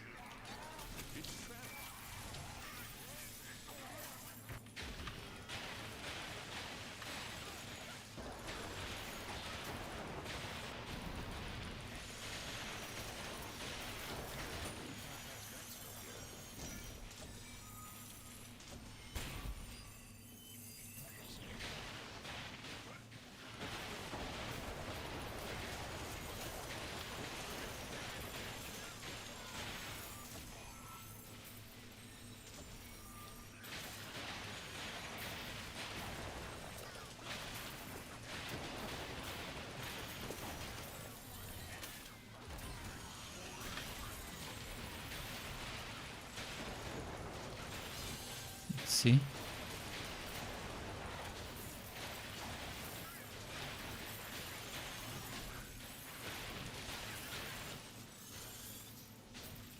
You could try and just focus on one of the minions, like fire, and just focus on fire, stack damage to fire, and that's great. The thing is, I haven't tested whether fire really benefits from the minion damage increase, but when I start leveling my Bane, that's gonna be one of the first things I test, if the passive damage to minions increases the damage of fire. That one passive that we can take to level 5 for 25% more minion damage. Because if it doesn't, then that's gonna be a bummer, because the developers long ago have said it that anything in the game that fights for us, and it's not our pet, but it's still attacking our enemies, is considered a minion. So trains, skeletons, goblins, alpacas, whatever you can summon to fight for you will be considered a minion. That means that fire should be considered a minion.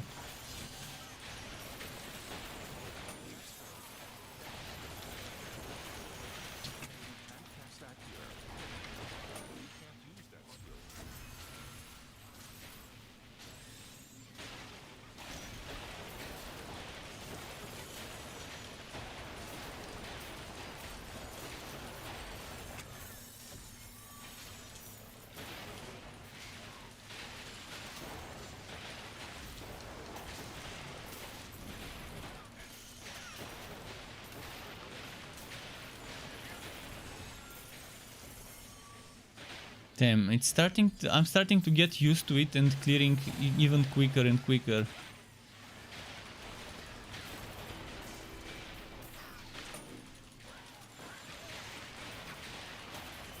I'm so happy that this ended up becoming a decent build.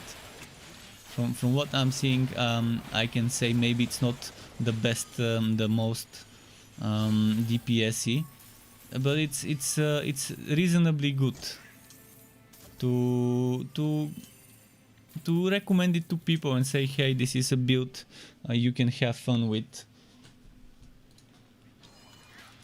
even with shit items.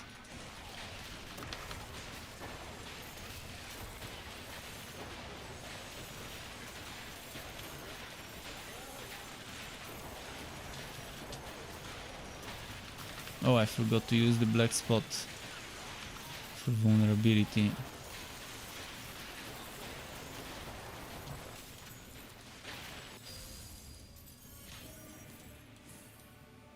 Oh, Glacial Ferret. Now, this is my favorite ferret skin.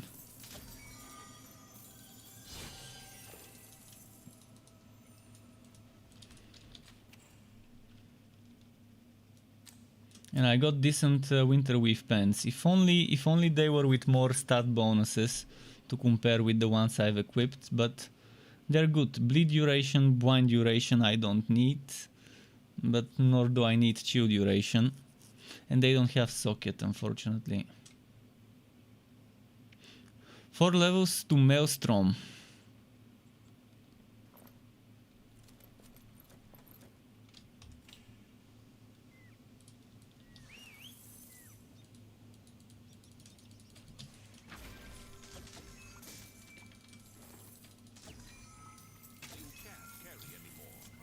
This wasn't even a gear Waki map.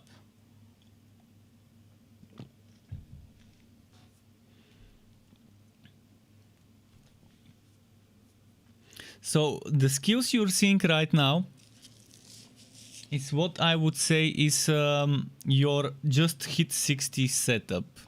This is the just hit 60, I have no special items kind of setup.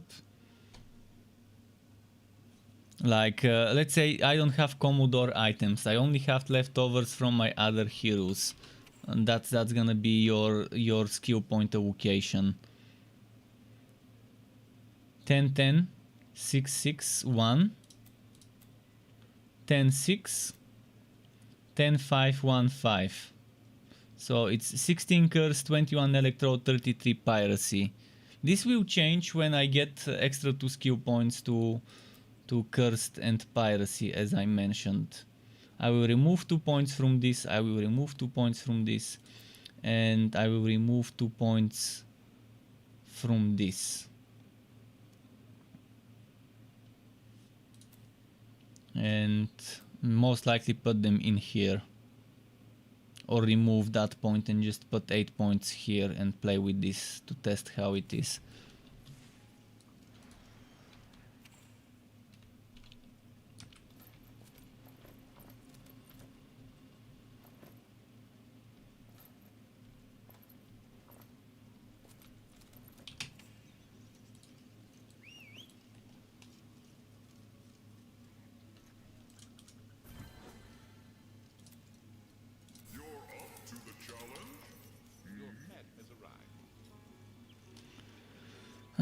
Let's do the Netherwell. So I'm gonna do a few more maps and call it a night. Few more maps, maybe finish the Netherwell maps, the next set of maps. Because it's 1:21 in the morning. Last night I played until 8 something, almost 9 in the morning, so I'm not gonna do that tonight. But mission accomplished. I reached level 60. I tested it on ridiculous. I'm liking the numbers I'm seeing, the clearing speed I'm seeing. Definitely I can't compare this to a properly synergized main train. It feels super fun to play. If there's one thing for this build, I made it build that I have a lot of fun playing this. That's why I wanted to avoid the Duboons, because the Duboons are not that fun of a mechanic to me. And I wanted to avoid using this not so fun mechanic. And I love it. I love explosions like powder keg. I love the broadside stuff, and walkaway storm setups have always been fun to me.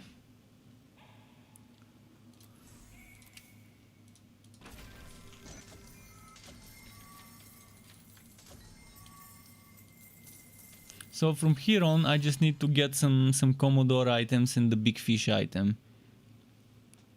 I need Commodore helmet, Commodore chest, ideally Commodore shoulders that are not level 59 but level 60 to replace my current one.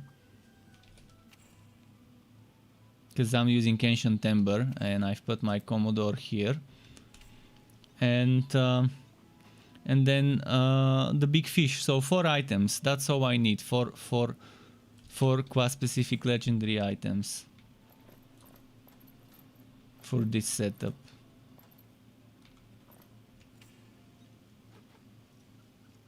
Yeah, my Ancient Embers are from other heroes. I took everything you see is from other heroes. The North Mace, the Frost Woe, the Arc Powered Cape. This is a placeholder right now. This is a placeholder. This is not a placeholder, but I took it from another class. But obviously, duration for Toxic Dart, I don't want that. That's a forge skill. This one I will keep. If I can get a better one, I will use it, but I don't think I'm gonna get a better one. And bonus ice damage works very well with North Mace, because North Mace always has ice damage built in at the top. Ancient Ember Pants I will change, most likely to Winter Weave, or maybe Blue Pants, we'll see.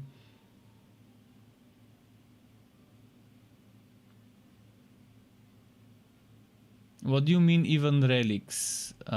You can share items, that's why you have shared stash. Shared stash is for transferring items.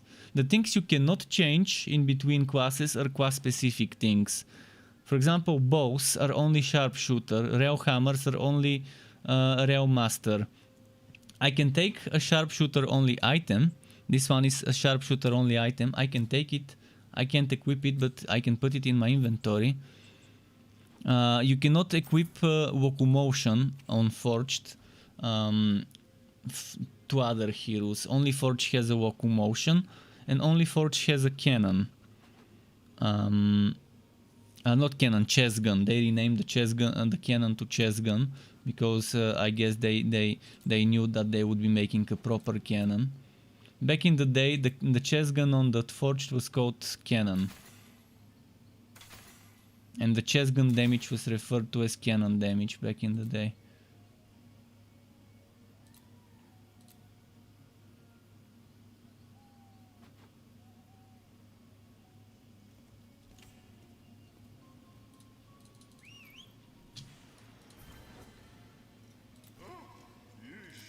Oh, we're doing Stormbringer, not the Netherrealm. The Netherrealm was after Stormbringer. I forgot about that.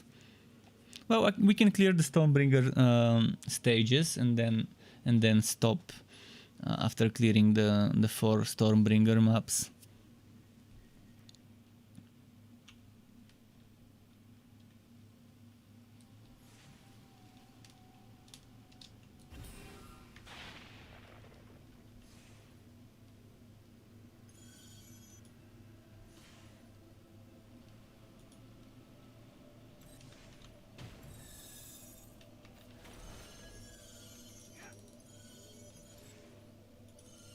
Invisible.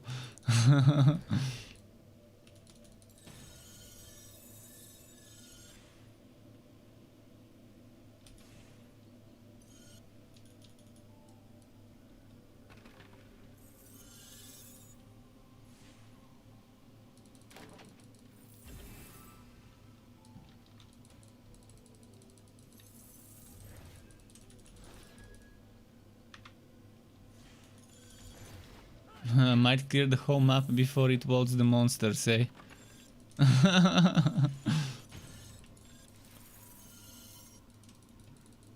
Imagine if someone gets this bug and doesn't have AoE skills. Oh boy, they're gonna have a bad time. If they have the same desyncing I do. Thanks for stopping by, Dougie. Thanks very much for stopping. Enjoy your evening as well. Enjoy your night too. And good luck with the grinding, with the leveling and grinding. May RNG give you the Imbue relic item, the boots. Oh, they finally loaded the monsters. Finally.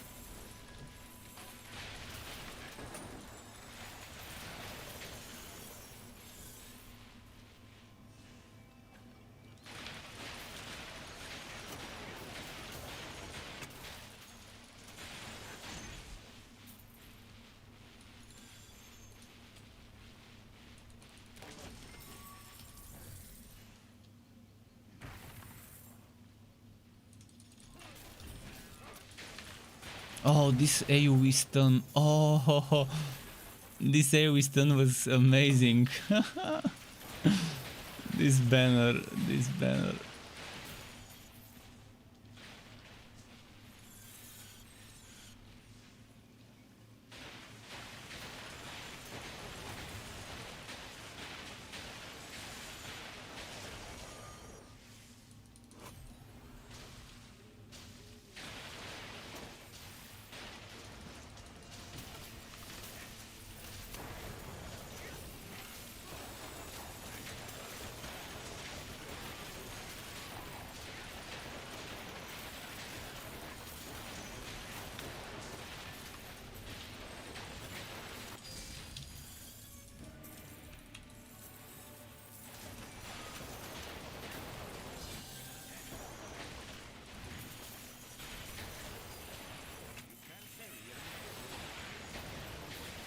Killed a bunch, eh?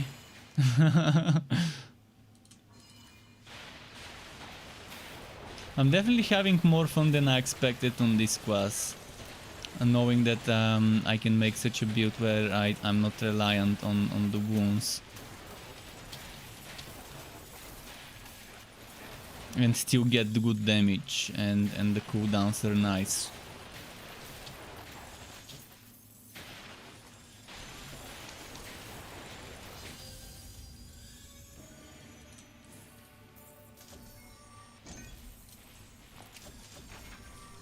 No, fuck. I did not click on the damn portal.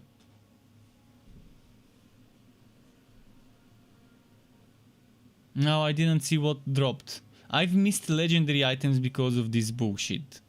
Legendary items on the ground because portal spawns on top of your chest. You click it to wood the chest, and after you release the button, it's as if it clicks on the stupid portal.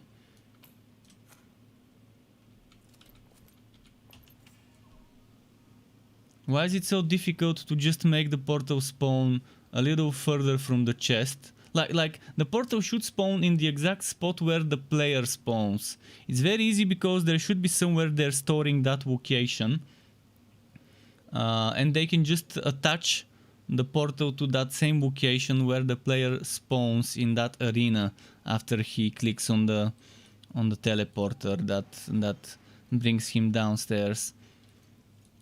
And they also should add a yes/no button on every single boss room when you click on the portal, a yes/no confirmation. Right now 50% of the maps have it, maybe less. That's never gonna happen now because we know the game has been abandoned.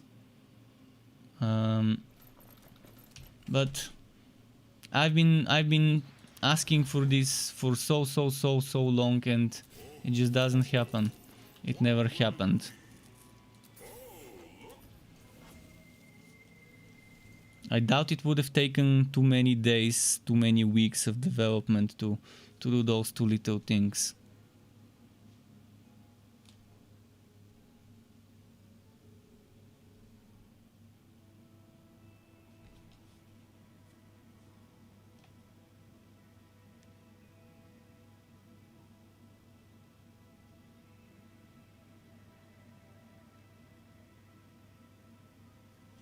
Let's go.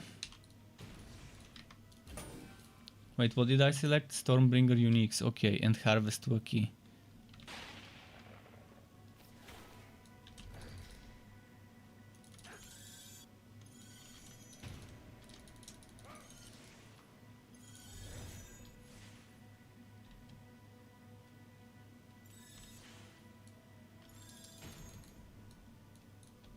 Ah shit, they silenced me.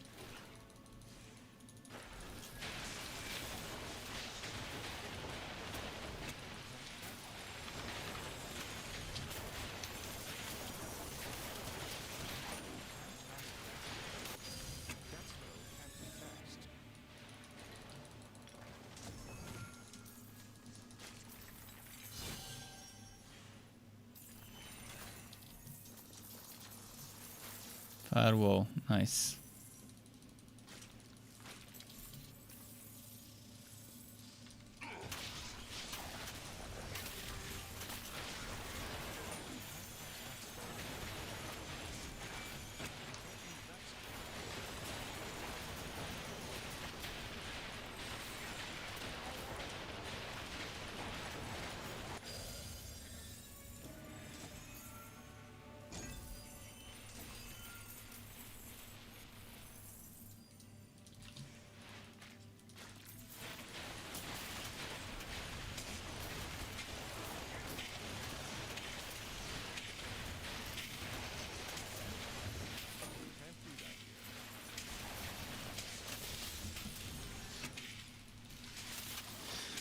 Let's debuff this guy. Oh, did my debuff... yeah, I accidentally targeted the spider. Well, they were all clustered up in a bunch.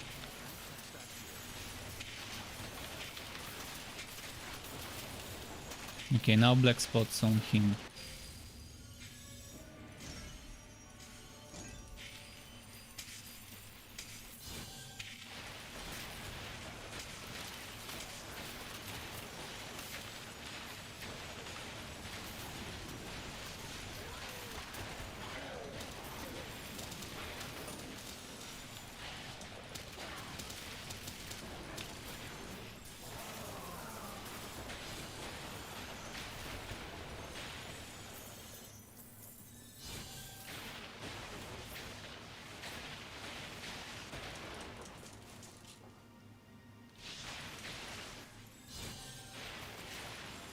Let's keep going.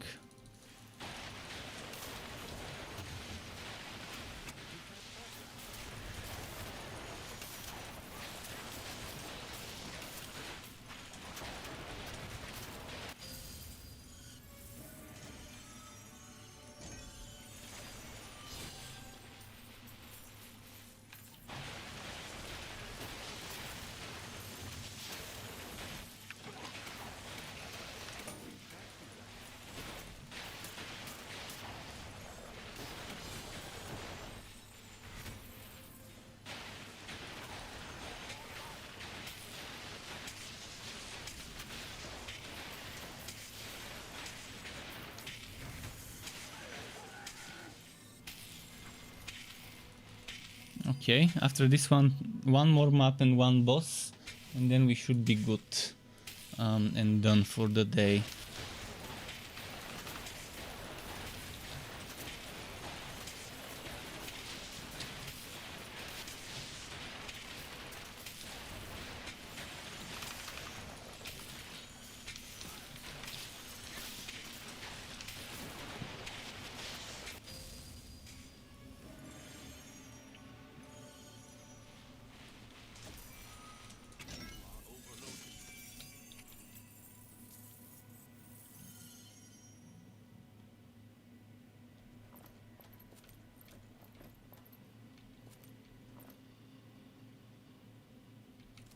I definitely want items with damage to a certain skill, just not fire. I mean, fire would also be good, but I wonder if there's items with damage to powder keg. I think there are. Yeah, I think I've seen damage to powder keg and I've seen duration to broadside. So I'm gonna assume it's better to get damage to powder keg, because look at the damage it has right now. 1508% weapon damage.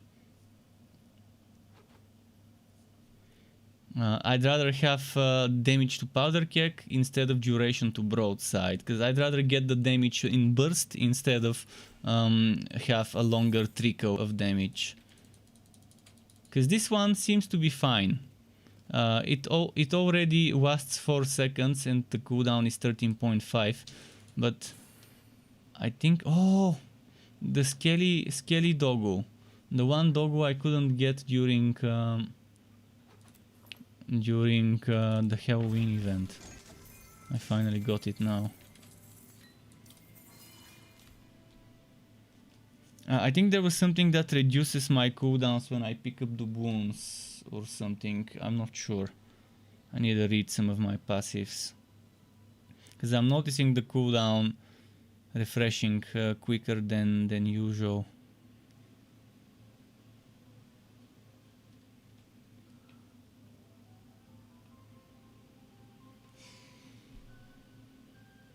(38:01 in the morning).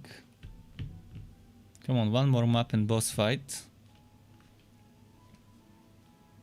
Let me read the skills, whether there was something that sorts the cooldown.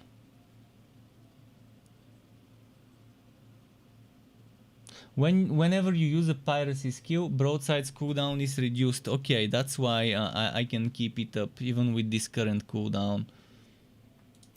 Because whenever I use this, which is actually what consumes my doubloons, and whenever I use this one's cooldown gets reduced. Also whenever I use powder keg, so that's fine. I'd rather get powder keg damage items, and that can be the shoulder, the chest, and the leg. Which means Commodore chest, Commodore shoulder, and whatever leg I get. It might be blue. If I don't get legendary. I don't need legendary legs. Whatever drops best, that's gonna go there. Ideally legendary legs with more affix slots would be the best option, and one of them giving me that extra damage.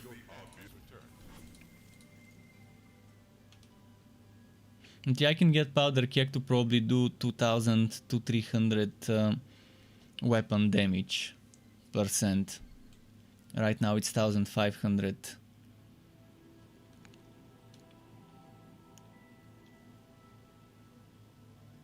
And I'm talking with level 60 zero Fazir bonus items. I mean, obviously with Fazir bonus items you can get so much more damage with that % damage affix. Capping at 75%, being able to get 225% extra damage to powder keg. It just sounds silly. Just saying that, it sounds super silly in how much damage it is. If you farm max level stuff, max Fazir stage stuff. Obviously, whenever I make my builds, I try to not make builds that require people to be at the highest Fazir stage, because the difference is just more stats. I try to make the base. People just have to keep farming the better versions of the bases, I suggest, if they want to progress further and get that damage squeezed.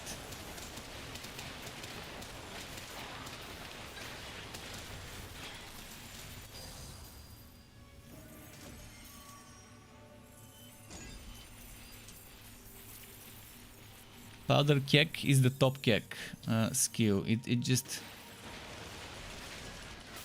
amazing. It's my favorite skill of the class, maybe,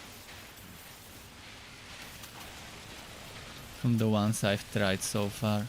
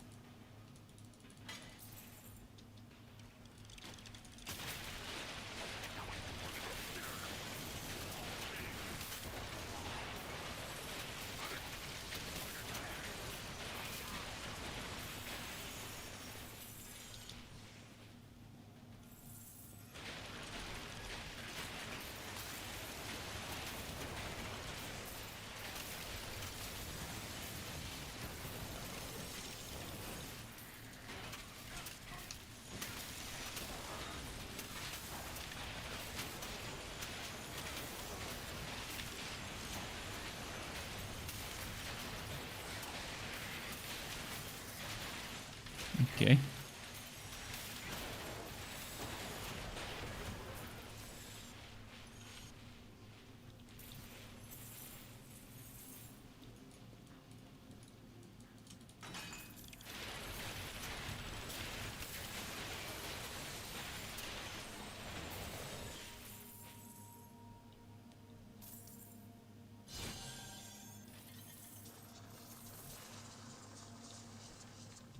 You can't cast that spell here.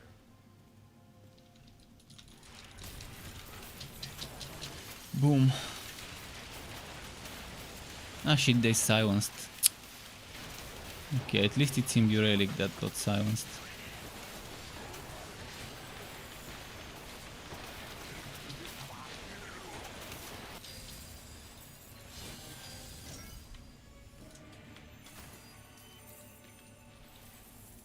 Skittering boots.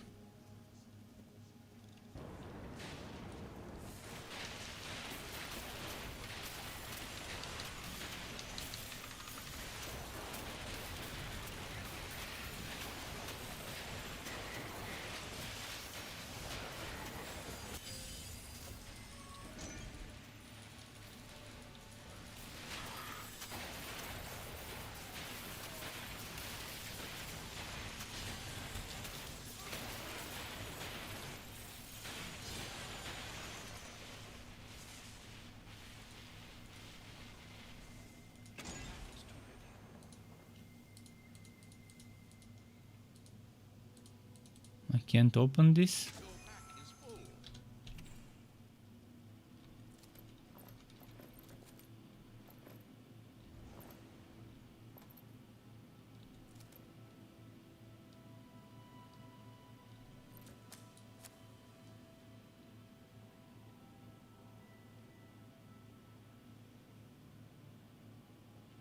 Duration for Maelstrom. That would be good for my miasma build.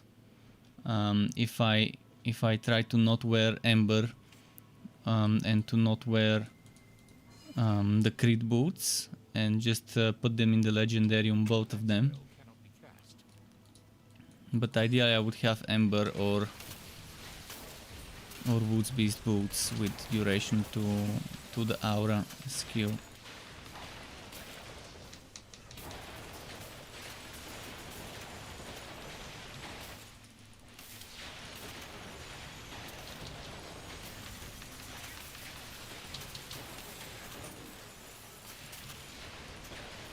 can't cast that.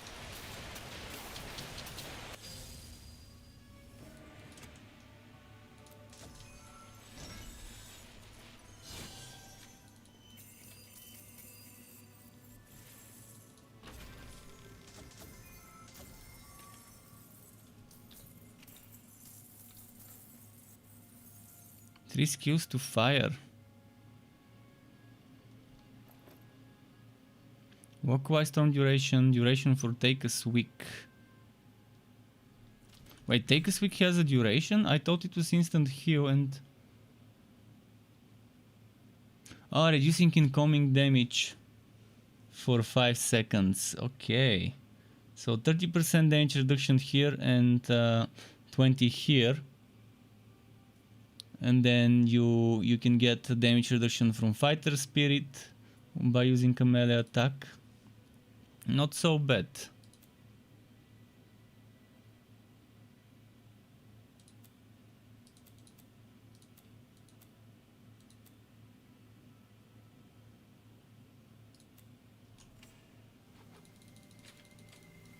All right, one more fight, one more boss fight, and then we're done for the day.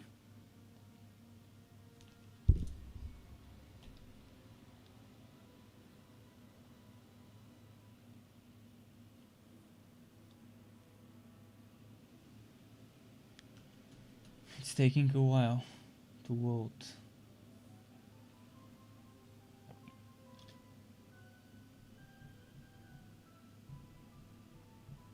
Come on. Chop chop. Let's start spinning the wheel so it votes faster. You gotta spin that cogwheel. Rotate the gear.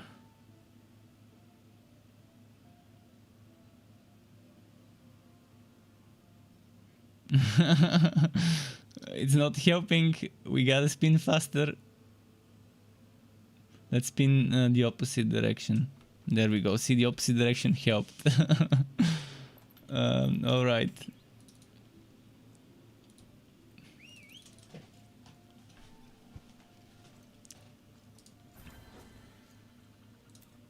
Let's get this boss fight done. Oh, my friend Stinky Streef. Let's get Stinky Streef. Oh no, actually, if it's invisible, I would not want to have invisible Plague Bearer. I'd rather have invisible Netherwell. Uran says, "Hi Strike, how are you and how is it? How is the game? Still good or no more so good?" I mean, it's still the same game. If you liked it before, you're gonna like it now. It's gotten better in many ways. And the only way it's gotten worse is server-wise.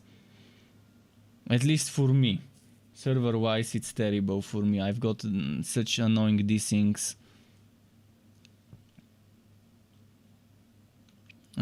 Keep in mind, we probably won't be seeing any more updates for the game. 99% chance that there won't be any further updates.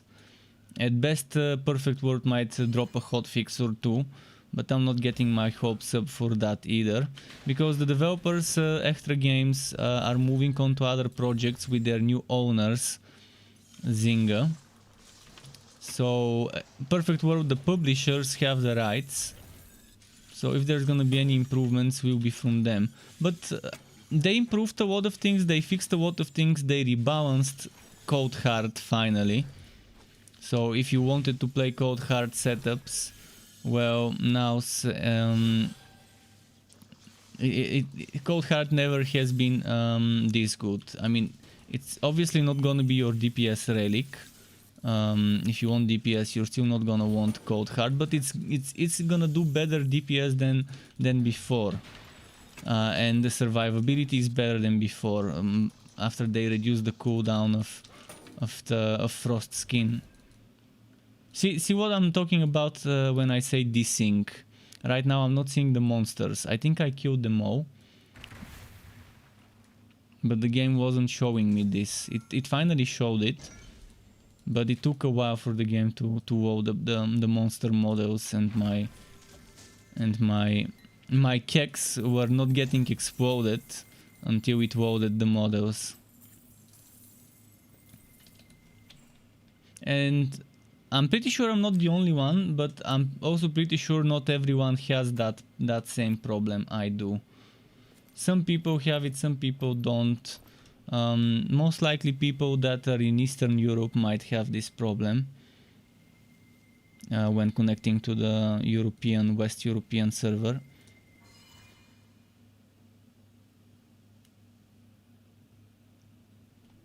So yeah, Duran, this was my final map of the day. If there's any more questions, if you want to see something, if you want to ask anything regarding the new class or anything, now is your chance. I'm gonna give everyone a few minutes. But in general, I'm having a blast, no pun intended, by playing this build. And the build is ready, just needs items. Just needs 4 class specific items, and ideally some nice affixes. I love the new skins. They went ahead and gave us all sorts of visually looking items. Whatever they had developed, whatever they had created, they tried to add into the game as a blue item, such as this shield. I'm assuming this shield probably was planned as a legendary in the future, and they decided, okay, with the final update might as well drop whatever has been designed and just add it as a blue item.